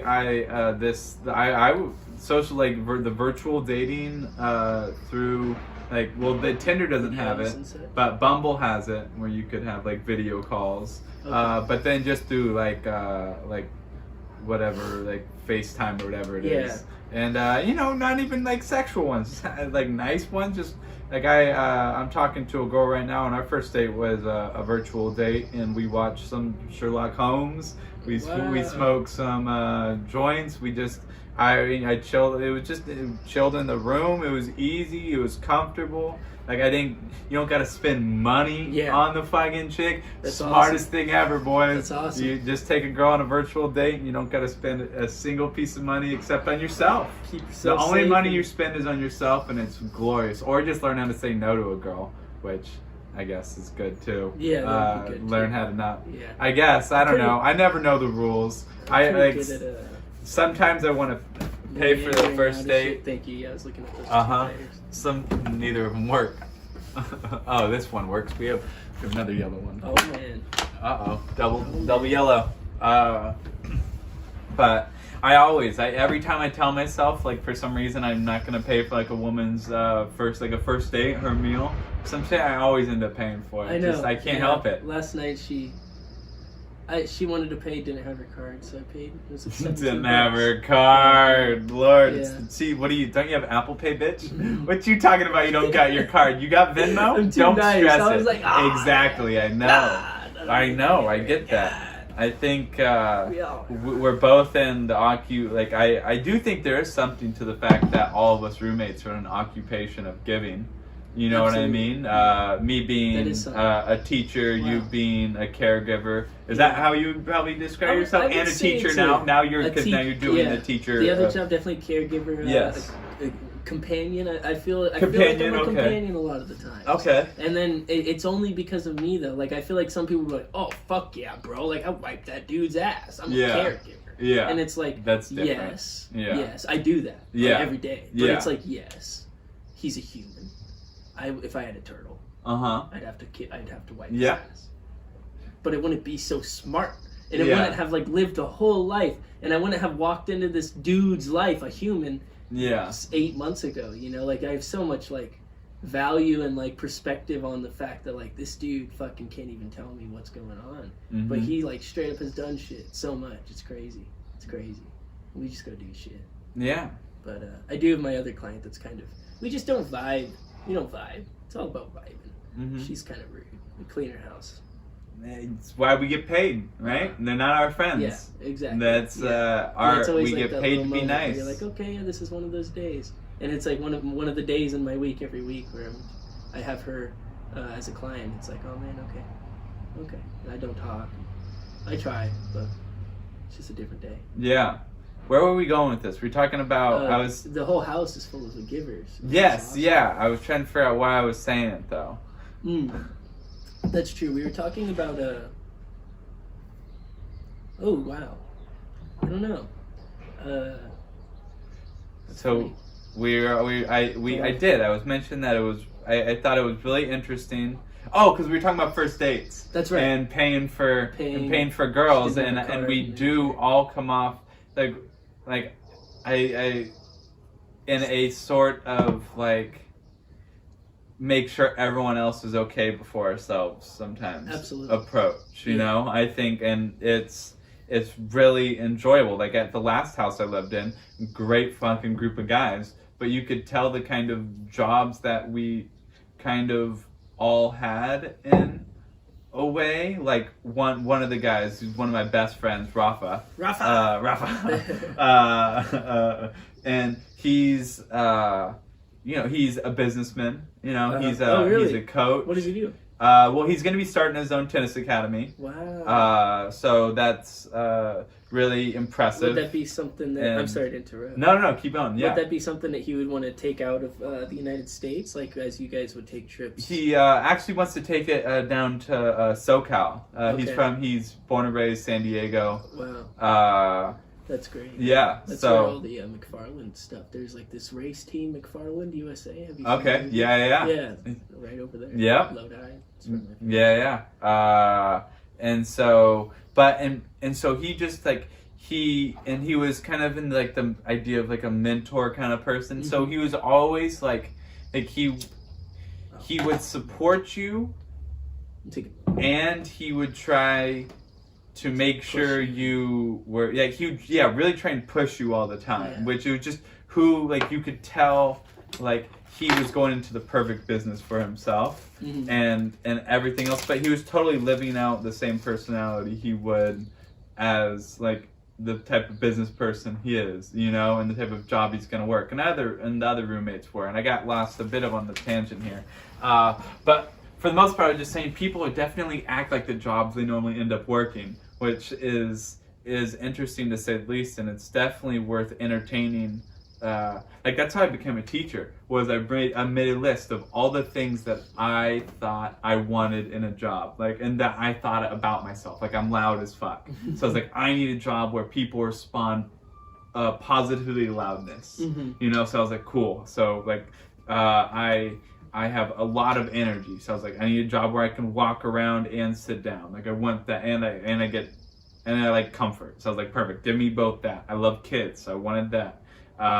And then just add up me, I guess, enjoying history over most other subjects, and boom, you have that job. Plus you include that stuff with tennis, which I also am good at. So again, just finding attributes to fit the job you're looking for, as opposed to just looking for your pay. I think it's so important. Absolutely. And I think we've all most people in my life, especially like friends, have done a really good job at that. Like the newer upcoming generations. I think it's a lot less about just going to college and just getting a job. Yeah, so straightforward. Yeah, I think it's kind of cool that there's other ways you can do it. Because I think you're going to get different products out of society from that way. Absolutely. I feel very good about like the cultural structure of like young, I guess millennials. I don't know, like a little bit I younger suck at the than generation me to, things. a little bit younger than me to like 30. I feel very good about like what's going on there. Like very good. I feel like I want to be a part of it, and I want to be in it. You know, I don't feel embarrassed, and I feel that people talk down on that age group, and it's like, I don't know if. I'd love to look at the statistics to see what's really going on with like the changes that are being made with like the young legislators and the young bankers and the young business innovators, people that are over in San Francisco like building up new tech businesses and such. I think Edward Snowden, when he was hired by the what a cool guy. I know, dude. What a cool guy. He didn't have a college degree at all. Yeah. He did all that shit. All the way up to CIA and whatever. Crazy. It's true. You really could just, as you said earlier, if I want to do debt or not, it is possible to not take on that debt. And I've always wanted to live in a commune and to maybe build my own communal commune structure, maybe just 5 people. But I love the idea of building my own earth ship out of tires. And every time I hear a story of someone who's like rented a piece of property from someone really cheap who's not on the property, I love it. I could just like invest on that little knowledge of lot I got and then go travel there. And I have my backpacking pack, and I did a little bit in the Dominican Republic, and I plan on going before I went, but I ended up going to work. I'd love to really rough it on that piece of property for a while. Live in a hut structure I build until I really figure out what I want to do on that property. And I want to build my own shit for sure. Yeah. Me and my ex always talk about it. It sucks, but it's awesome. It'd be so fun. I am in a very similar mind path, I guess I could say. We were on shrooms, but I'd love to have conversations about structure and architecture and stuff. I think a topic worth going into would be like the tiny home world. I've recently thought about opening, or how to possibly open a just big plot of land in which people could have their tiny homes and almost make it like I was telling my friend about it, and the first thing she was like, oh, a cult? And I was like, no, but I would be cool to have like everything there, you know, kind of like that commune kind of thing, so like you'd have the tiny homes there, and then I don't know, and then she was like, well, you're gonna need something else. I was like, all right, we'll make a community center there, you know. Then and then I was like, well, fuck it, I'm already in the teaching world. I already kind of like I already want to make my own school. Well, I would love to make my own school, but it would be like a holistic school. Would be so easy. It would be like a legit school. Like I wouldn't be just teaching a religious doctrine or anything like that. At least I haven't come up with a good one yet. You take the goat by the left leg. Whirl the goat around in an anti-circle. You then. Yeah, exactly. That'll be Goat Twirling 101. That's feasible, absolutely. Yeah, and that'll be the name of the school. It's feasible. It'll be the School of the Feasible. That's a good name for a podcast. It's feasible. It's interesting. I like it.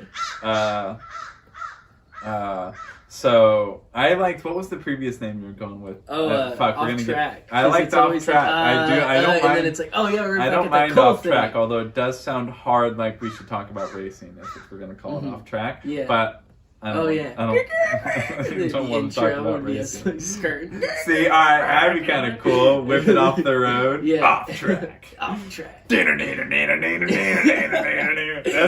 I want to get. Yes, Highway to the Danger Zone. Oh, I'm so in for that. I love that. Awesome. We're gonna have to get a good graphic team. Yeah, cool. We totally can. The Kung Fu.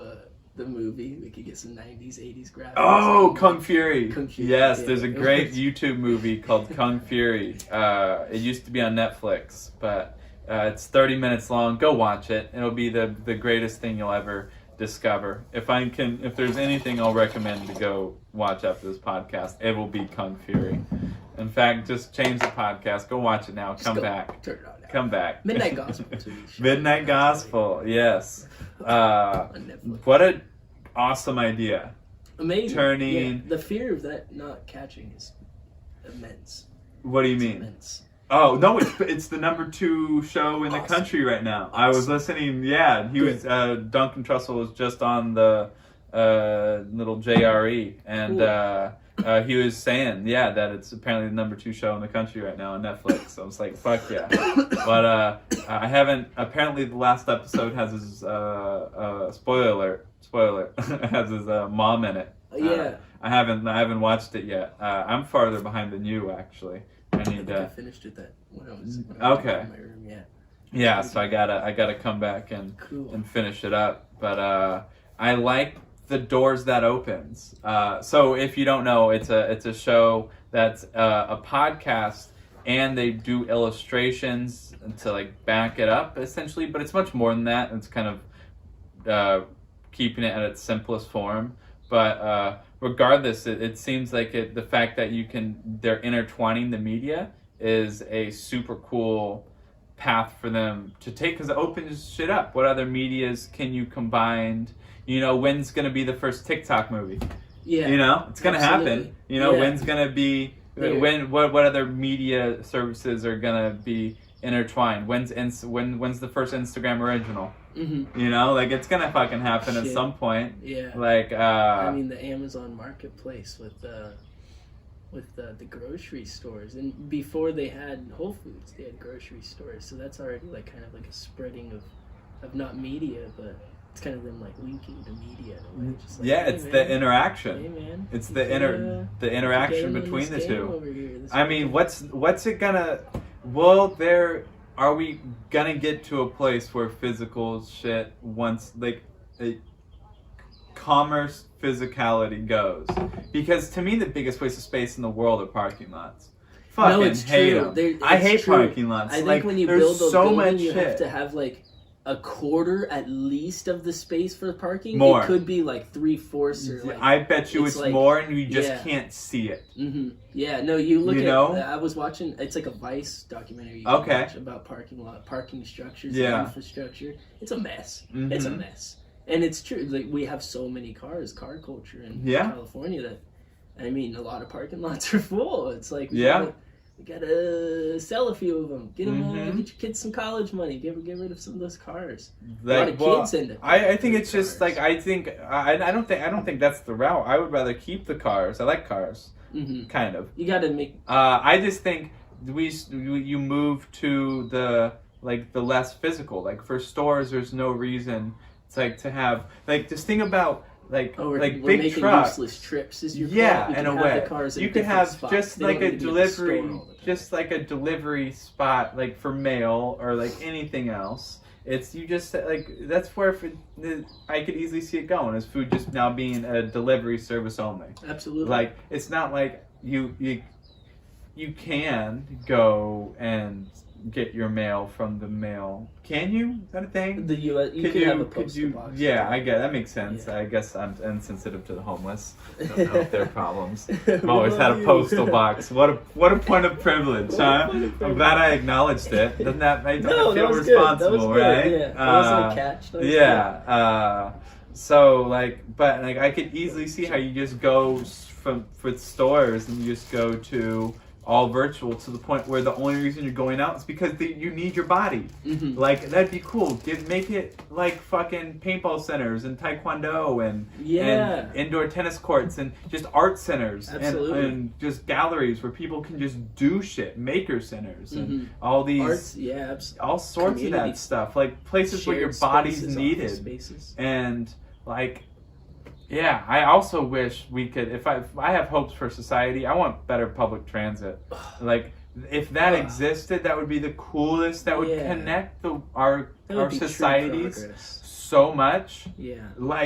I think it would just be insane if I could make daily decisions to just jump on a bus from here and go, what if I could go to SF super easy through a train an hour. There's no reason I can't get to SF in an hour and a half. Yeah. By train and shit. Maybe I can. Maybe I'm stupid, but it should just be easy. My thought is, what if they what if they did a little a rail?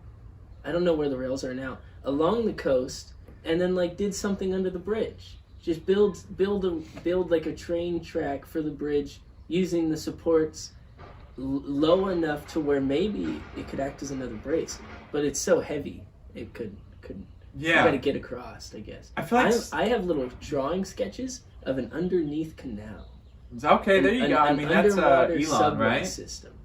That's Elon. Is that? That's what he has. Elon Musk is building underground light speed railway system. Oh, in LA? In LA, I want it to go under the ocean. Well, I think he wants it to go everywhere. I think that's the thought. But yes, that would be cool. Fucking, I will drive this till the end of time. I do not know why we are going to try and build life on Mars before we look underwater. I do not understand why we are not trying to build underwater. Atlantis sunk. Things under there. Sure, I don't know, but the fact that it just feel underwater makes more sense.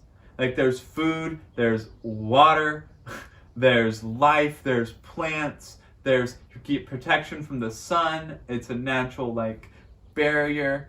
The only reason we might even adapt to it if you're down there long enough. You might even start to grow gillies and to fucking be able to be one. Salute. Thank you. But that's something where I would love to learn. I feel like the our future is underwater. Yeah, there's your crows, man. That would be interesting to because I feel like I have some connections to some animals. I can't think of any right now, to be honest. No, I'm not gonna. But we were talking about, and I feel like a lot of people do have weird little connections with animals. We were talking about how Zack has a connection with crows. They tend to follow him a good amount around. Yeah, they do. I know that crows are everywhere. I'm not silly, but it's also a good point. Yeah, they're everywhere. Clearly, people have brought that up. No, not at all. But I'm thinking people watching, they're like, yeah, I think it's fucking guy. This guy. I have a few stories with birds that just make me feel like they've singled me out. Not as a species, of course, but as that one animal. We had a little time. Have you been high during most of these experiences? No, actually, one time I was up on that 40 Rock Road I was talking about for work, and I walked out, and it was a gate, and you would walk out, and I was smoking cigarettes at the time, so I'd go smoke my cigarette a little off left, and it's this one kind of skinny road, and I looked up, and it was a stump, and one day there's a fucking eagle sitting there, and I'm like, okay. Fucking eagle, and we hung out for a second across the road. I'm sitting here, the road's a little longer than to the door, but from me to over there is the road, and then he's on a little stump on the other side of that post thing, which is a good 15 feet. And I'm smoking my cigarette and he's hanging out, and I was like, that's interesting. And then I came out the next day and a reindeer was in the same spot, just sitting there, smoking my cigarette. like, okay. I hung out until I closed the porta potty door. That scared it off. Yeah. And that was interesting. Not high whatsoever. One time I was on shrooms and a little baby owl at Casa Grande. There's like this like the watchtower for like the football. me and my friend were walking, and we had taken a little bit of, like a tab of acid, 3/4 tab of acid, and we were just taking a little walk, and the bird's up on top of the structure, and I look up at it, and I think this is why they appreciate me, because I'm like, oh, hello bird. And I go up and I'm just like, hello. And I like saying hello to things. I love just talking to them. It's important. I think it's important to say hello to things. Hear your Welcome voice. Things. And they hear that. And like whether like a song, we hear the bird's song, they hear a meaning. They hear our voice. They don't quite understand, but they hear heart and anger. So I'm always just talking, and I'll breathe, and they may feel your energy. And it's looking at me, and it's a little baby, so it's curious as goddamn. And it jumps down once we're starting to walk away. And it would fly for like a little second, a little swoop, and then land on the grass. And it would be like from me to like the fence. And I would be like, oh my God. And I would walk to it, and when I got like halfway there, I'd hop up and do a little swoop and jump like the same distance. And it did that like 6 times. And eventually I was like, oh my God. And it just like, I guess I pissed it off, and it went a little far. And we just went off and did other stuff. Yeah. And that was interesting. And when I'm in my car, all types of birds, especially crows, they will be doing whatever they're doing, and I'll be driving, and they won't necessarily look at me. It's like they hear something, and they'll like break apart and swoop. I'm driving, they'll go and go off. I'm driving right at the distance of my windshield. They never go down to the floor, nothing. And they're not dropping chestnuts or walnuts or anything. They're not going for like in front and dropping anything. They're like going for my windshield completely unaggressively, but quick, and like I almost want to say maliciously, just because it's so intentive. Yeah, it's always so intentional. They're smart. They're smart, right? Yeah. So we were talking about they're smart ass creatures. They have funerals. They give gifts and stuff. They give gifts. They have funerals. They have funerals. Yeah. Crazy. They're really cool. They will. I don't know what it's called. I want to do some research for the next podcast. Whatever calling ritual they have. Let's look it up. Yeah, like look up their hierarchy system. Okay. Is it patriarchal? Nice. Right now we got the gwens. We got some little penguins. Some penguins. Also very kind of interesting bird. I fuck with birds, man. I would say in general, like the 2 things I've loved the most are birds and goats. Goats are awesome. I fucking love goats, especially if I fell in love with them through Mountains 2. No, Planet Earth 2 Mountains is what I meant to say. And the ibex, I think is what they're called, are the most insane fucking mountain climbers. Scale, like the things that they would scale, they'd stand on these little rocks when there's no fucking ledge. Yeah, there's nothing for them to stand on. Yeah, absolutely insane. And the goats vertical. Actually, they will live in trees. Body language in crows. American crow life history, all about birds. Let's see body language. The movement of crows can indicate their psychological state. Look at this. Advertisements for fucking masks with bibs. They're getting fashionable with these masks here. My friend designs them. There you go. We got them. Lily Montespleasure.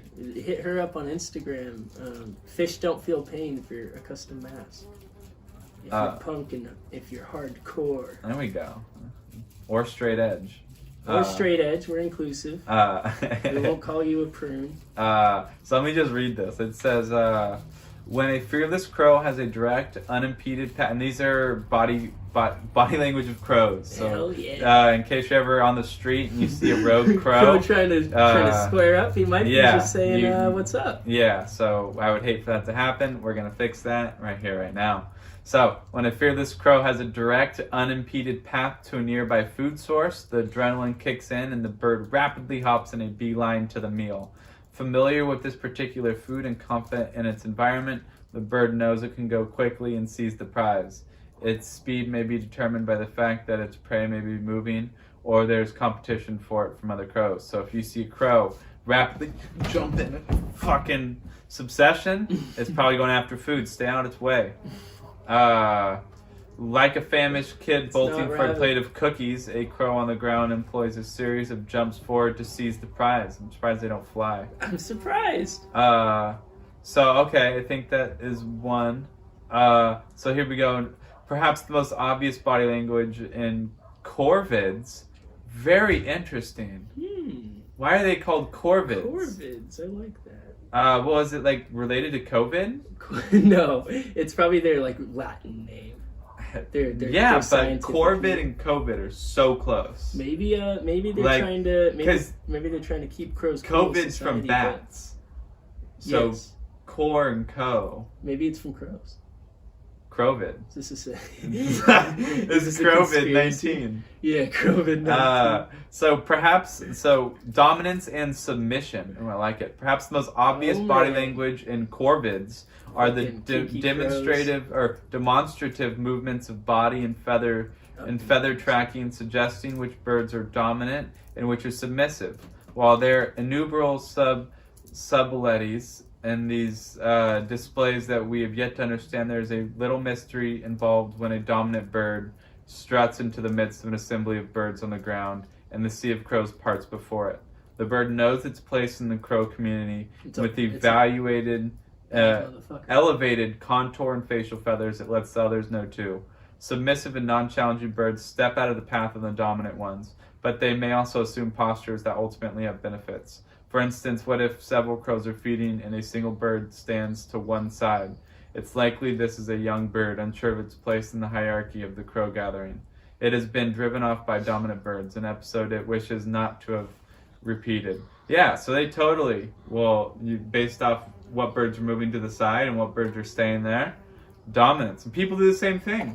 Yeah. So it's like, oh, hell yeah. You know? Yeah. I'm going to give him a close-up on that. Yeah, there you go. Pop the top.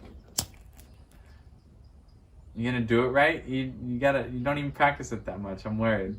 Oh, I got this. The walking survey, no. the oblique approach. Here's the walking survey. Suggests casual confidence.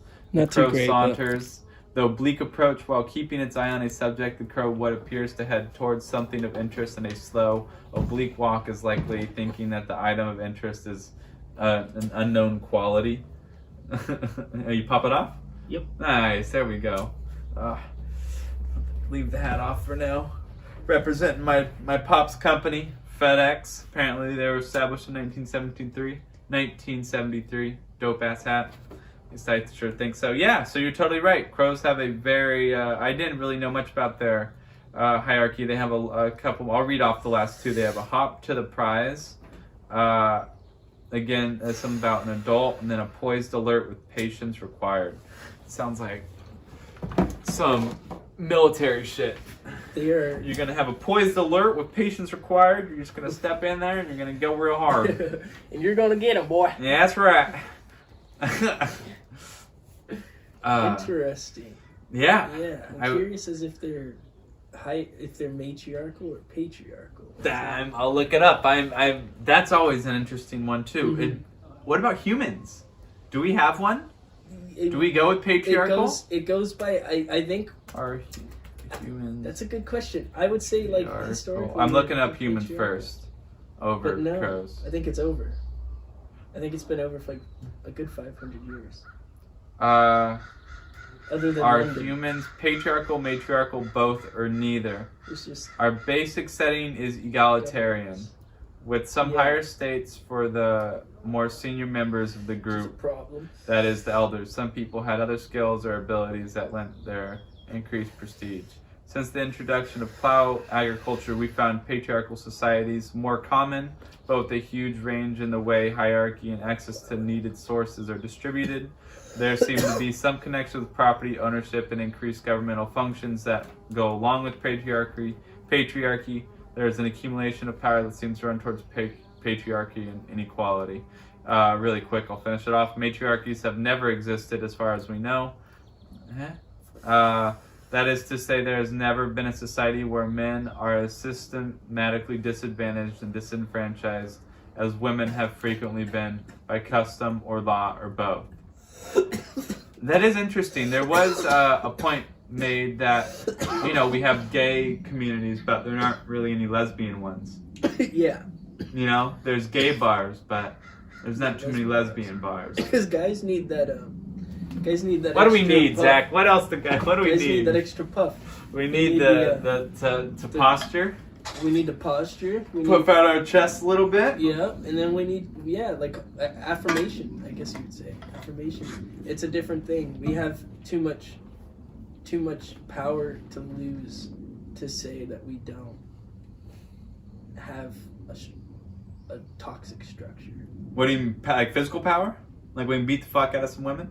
It's not healthy. No, like emotional power. Don't do that, guys. What do you mean? Emotional power. Your ability to like set the tone. Your ability to like make decisions for yourself. That's like huge, and it's a privilege. A lot of people, men and women, but a lot of women, up until they like truly have made it for themselves, they don't get that choice. And like they're constantly having to like they either make the decision, as I've seen in my family, to allow men to formulate their composition. They had my mom and my sisters, or my mom and my sister, so much capability, so much ability to just do whatever they want. But instead they decided to be, that's awful. They didn't decide to be. At some point along the line, they built their own complex where they felt the best thing for them was to be with someone else, which a lot of the times isn't true. And then it grew into codependency, and then it grew into financial dependency, and then it grew into lack of personal value due on the fact that you've spent the last year doing so and so. So that's what you know you're capable of. And if you're young, like my sister was at like 18, and at 18 I'd already done a lot because I was like, well, fuck, I need to find my capability. Yeah. But at 18, all in her mind and in my memory, she can say she did was like help support my mom and then like survive in a way. Like my dad like just tore apart the world, and she like made it out of that. And since then that's not her blood dad. That's why she's half Filipino. And since then she's like had a good relationship with her dad, which is nice. Yeah. I do think I would agree with you in the sense that I think men tend to create the emotions that they have, and I do sometimes see women emotions be more reactionary to sometimes men's emotions and stuff like that. But obviously, everyone has the power. In front of them, yeah. But I do think it's interesting though that. You know, at least according to this thing, that they do say that, you know, men have never been subjugated to that. You know, what would society look like if with real intent you gave them power?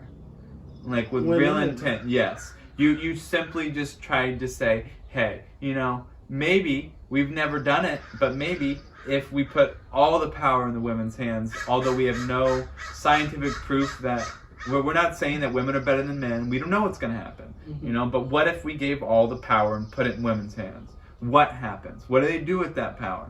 Do they just is everything perfect? Probably not. But who knows? Do they punish men?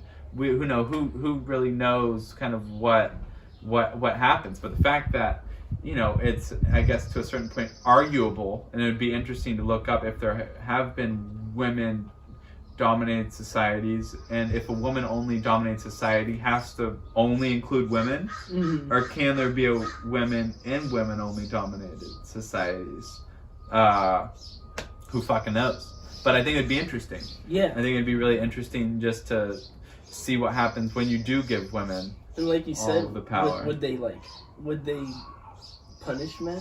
Yeah. And in these societies that you'd look into, maybe what you'd have to find out is were they in a position of needing to punish some motherfuckers? Yeah. Like, were they like, oh shit, for all my motherfucking women, I'm about to fuck shit up. And then they're like enslaving populations and building temples. Like, I'm sure Cleopatra wasn't great at all. But like, we know it would be really, it couldn't get to that point. Like, there would be a safety button. You know, back in the day. No, I mean now. Like we just did it now. Like what if? I think it's a great. I think. What if it's a weird equalizer? Like what if that's how imperfect people are? We have to do that. Yeah, I think we do. We have to. I don't think so. I think in whatever way it's possible, we have to start, and that's what I like. You think you just got to give women power? No, you have to relinquish your power in whatever way you feel is capable of you. I think that's scarier. So if you just think everyone should drop out of power, I think it'd be better to put someone in your spot as opposed to just drop out. Because dropping out leaves no system to take it over. In my mind, well, yeah, but so I guess that's kind of like the philosophy of like the power vacuum versus the coup, right? Like, could you leave a society to its own new value, or do you need to inform it of its value along its structure of democracy or equality? But where my mind goes to is, yes, you would be trading your position, because naturally, as in my life, I've seen in my relationships for sure, like as I relinquish that power, and me and my buddy were talking about this a little bit, as he grew to getting into relationships with girls and wanting people to come over, his like game was he would go to a party and he would have a girl come over and he would say, oh, let's hang out, and then he would be like, oh, I'm gonna go get some buddies. She'd be like, he would ask if that's okay, and she would be like, oh, okay, sometimes. Yeah. And he would go get a couple girls, come bring them over, and then there's a girl at the house. Now they're hanging out. She wants to bring another girlfriend over. Oh, I'll go pick her up. He goes, picks her up. Now it's one guy and 4 girls. He's relinquished all ability for him to be aggressive, for him to be rude, for him to do anything, except for if they wanted him to. But he's a good guy, so he's not going to. But what he was doing was creating this kind of weird. He was saying, and I was like, that's on the border there, Sounds Trey. Like he's trying to fuck him. He was. 100%. But he didn't want them to feel like he wanted to fuck him. And he didn't want to feel like a bad guy. And he wanted to have a great time. Well, he wanted to manipulate the situation and get the result he wanted. Oh, he wasn't lying about that either. Yeah. I was sitting there and he was like, dude, it was my strategy. And I was like, at least you're saying strategy, but at the same time, it's like he never hurt a girl. He never let a girl get too drunk. He had his place to hang out, and he had his buddies and some. I don't think we are going that far. I trust that. Yeah, no, but I think he was honest about being like, it was a strategy, man. Yeah. Like, I didn't want to hurt. I'd never hurt anybody, but I wanted people to feel comfortable, and that seemed like the best way to do it, and it worked. But in my life, I don't like having a bunch of sex. I don't like having a bunch of people over in my life. But I do like having people in my life. So what I've done is I've relinquished my power in ways that I see are toxic, and I've nourished myself in these places that are quiet, in these places that are myself, in these places that people don't really get to see. Because at times, like if you're just not manufacturing, but if you're just building this structure of yourself to be presented, which would be like your psyche or your personality, then you may not be like as much of a foundational person as you wish you were when times come to it.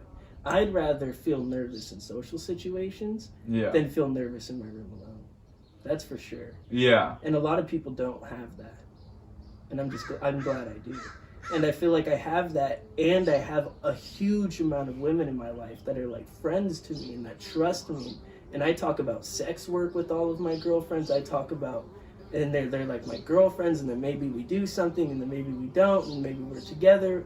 But most of the time it's just like, oh yeah, I know Zack. Like everybody kind of knows me as like just someone that's gonna be there, and I'm not gonna want anything, and I'm not gonna but they do know me as like, if you don't want to be around someone that you don't know what to say around, don't go hang out with Zack, because I don't like that shit. Like I'm not good at it. I'm not gonna be like an amper, like I'm not an amp to people. But if I feel like we're in a situation or like in like an energy together, then I meet, and like people like me, and I'm honest.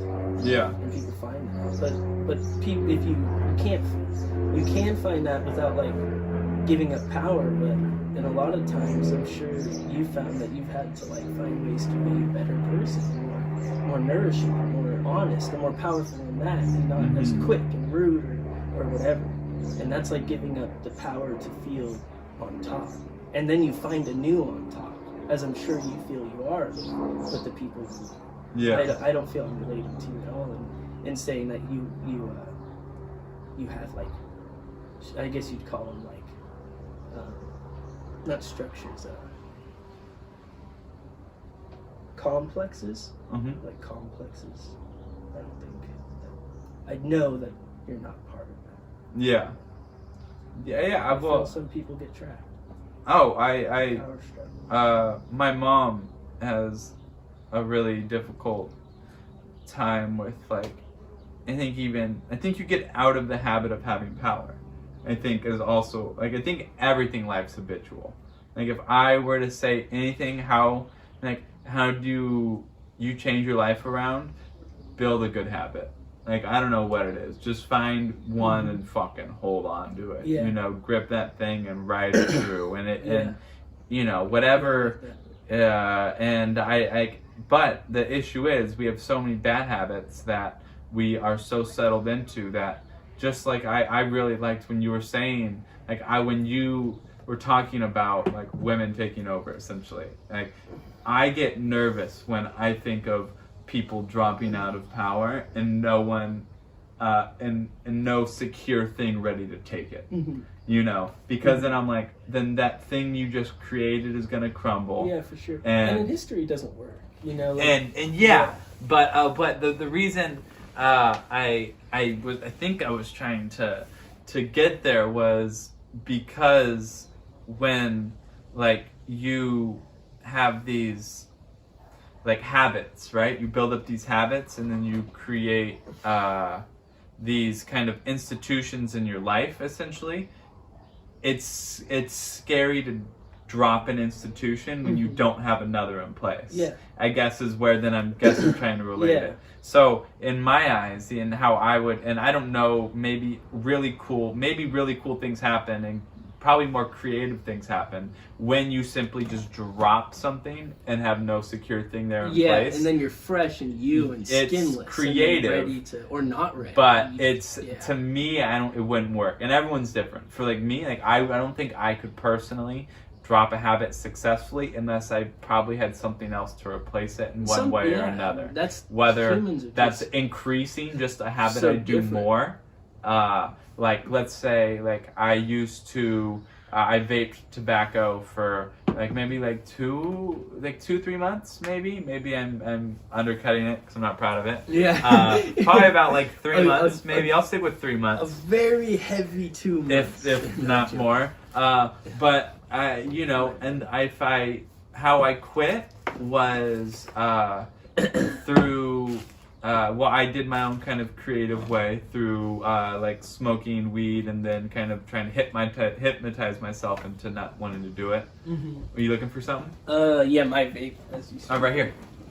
Packs? Oh, that one? My bad. Yeah, and I'd like for them to hear the story of how your last push. Yeah, I got you. So yeah, I mean maybe this will help out some people's too. So how I quit vaping personally was I had wanted to stop for a while. I could notice it was affecting. I started running. I picked it back up and my runs were just so shitty. And I was like, this is crappy, this is shitty. The news reports were coming out about people and their lung deaths with vaping before COVID, lung deaths, vaping lung deaths, and all sorts of shit was just kind of freaking me out. Exactly right. And then what really pushed me over the edge was I had friends of friends that were smokers. And I had never smoked a day in my life, in theory. I had probably smoked, since I was over 21 at the bars, if I was drunk, once or twice. Maybe 2 or 3 cigarettes at the most up until this point. Hardly any. And so all these friends of friends were all smokers, and then they quit smoking by going to vaping. I was never a smoker, and I quit not smoking and went to vaping.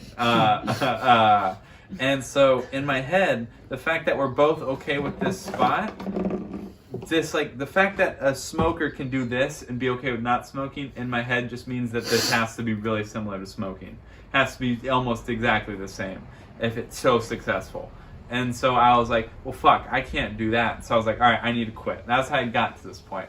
So what I did was, I know personally for myself, but this isn't true for everyone. When I smoke weed, I think vaping tastes terrible. Same with alcohol. When I smoke weed, I can't drink a shot to save my life. It tastes one of the most disgusting things ever. It just heightens all the flavors. It does it for delicious candies, and it does it for terrible tasting nicotine tobacco. So I smoke a lot of weed, and then I pretty much destroy my fucking vape. I hit that thing so many times, so damn hard. Like the point to I got rid of all the juice, and then I even hit it with no juice in there. So I'm hitting this dry, I can't even describe it unless you hit a vape with no juice when you thought there was juice. Oh, man. It just burns your throat, and it's the worst taste ever, and you just hate life. And so I did that a few times, and then I wrote it down in my journal. I'm a big proponent. It's not in this one, I don't think. It's in I have another one I just finished up, my first journal. Pumped about that. But I wrote it down, and I always suggest writing stuff down if you actually want to get it done. And from there I haven't vaped since, and that's like a 100% abstinence kind of. I haven't vaped. I've wanted to, but no, it's like the first probably month and a half. I've probably been off of it for now 3-4 months maybe.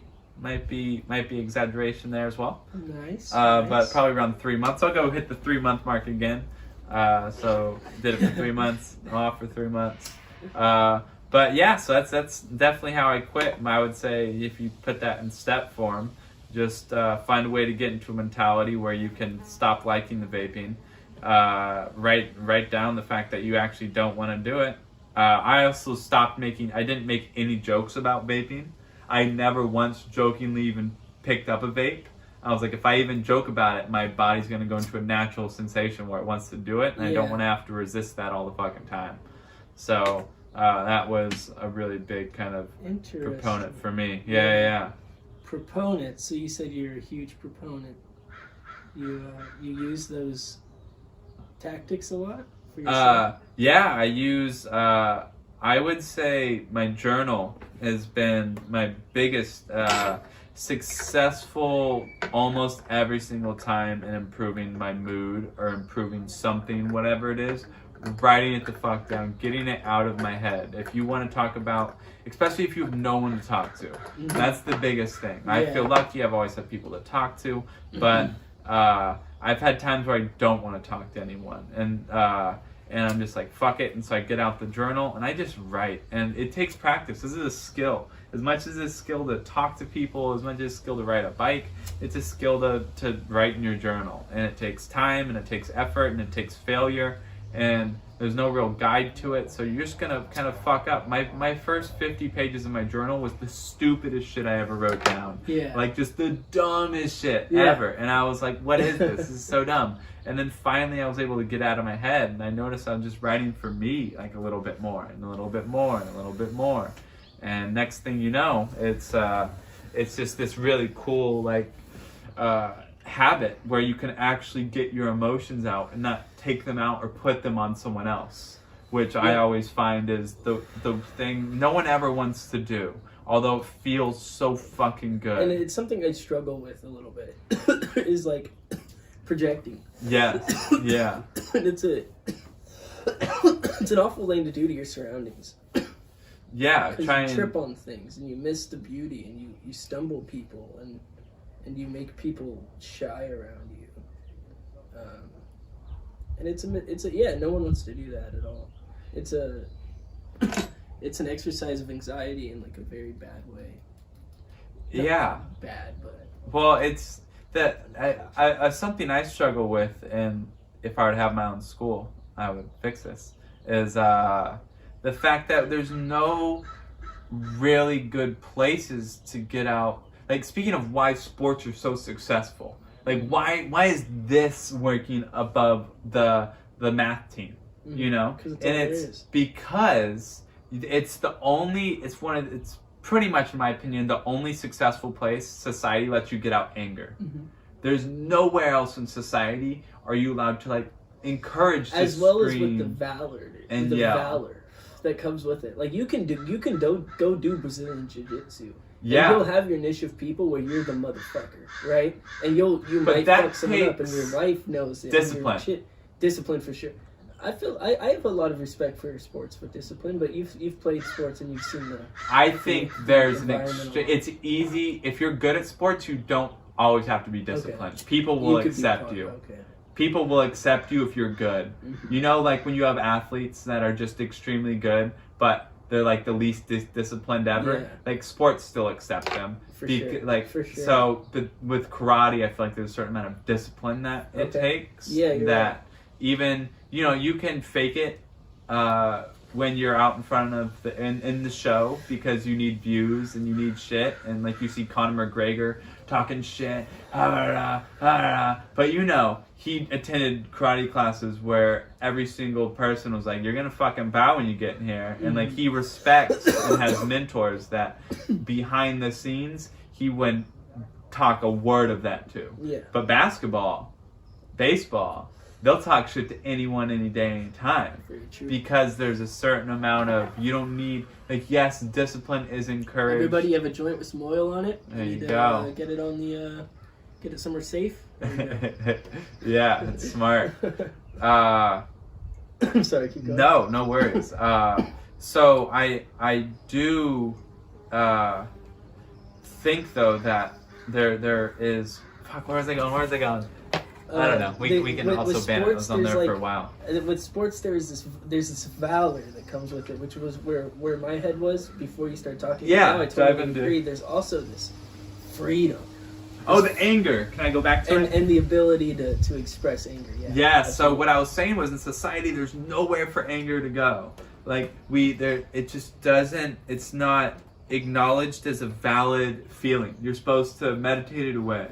But the issue with that is oftentimes you end up storing it, and then eventually you let it out. And where does it go? To someone else. Your relationships and now someone else. And your fucking, that's why cycle. And that's why when I'm mad and I yell at you, now who feels bad? I was like, wait, what? No, let's say I'm mad and I yell at you. Yeah. Now who feels bad? Yeah, absolutely. You do. Yeah. Who feels good? Dylan's the best. I do.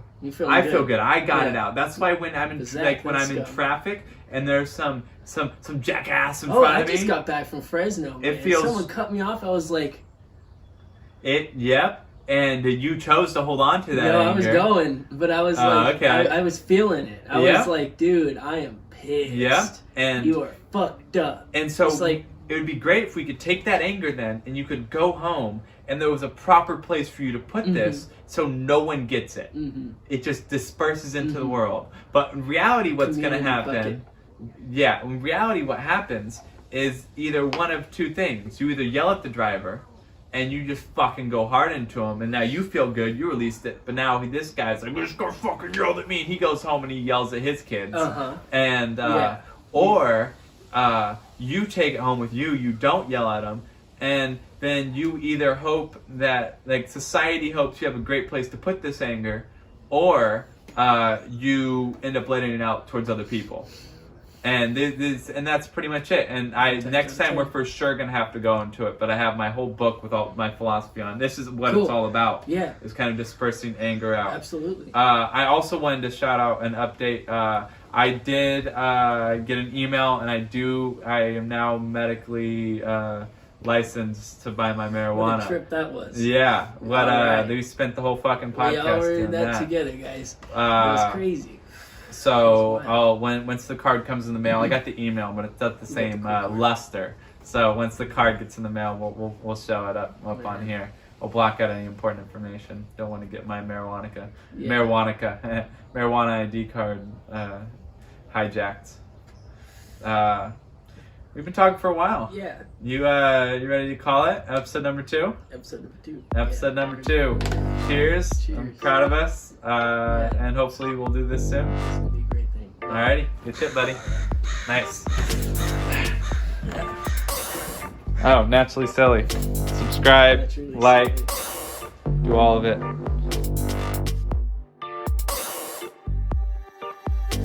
Hey y'all, it's Dylan here. You still listening? Great. I thought I'd encourage us all to do a little bit of mindful meditation. So I'm going to keep the music going for about another 10 minutes here.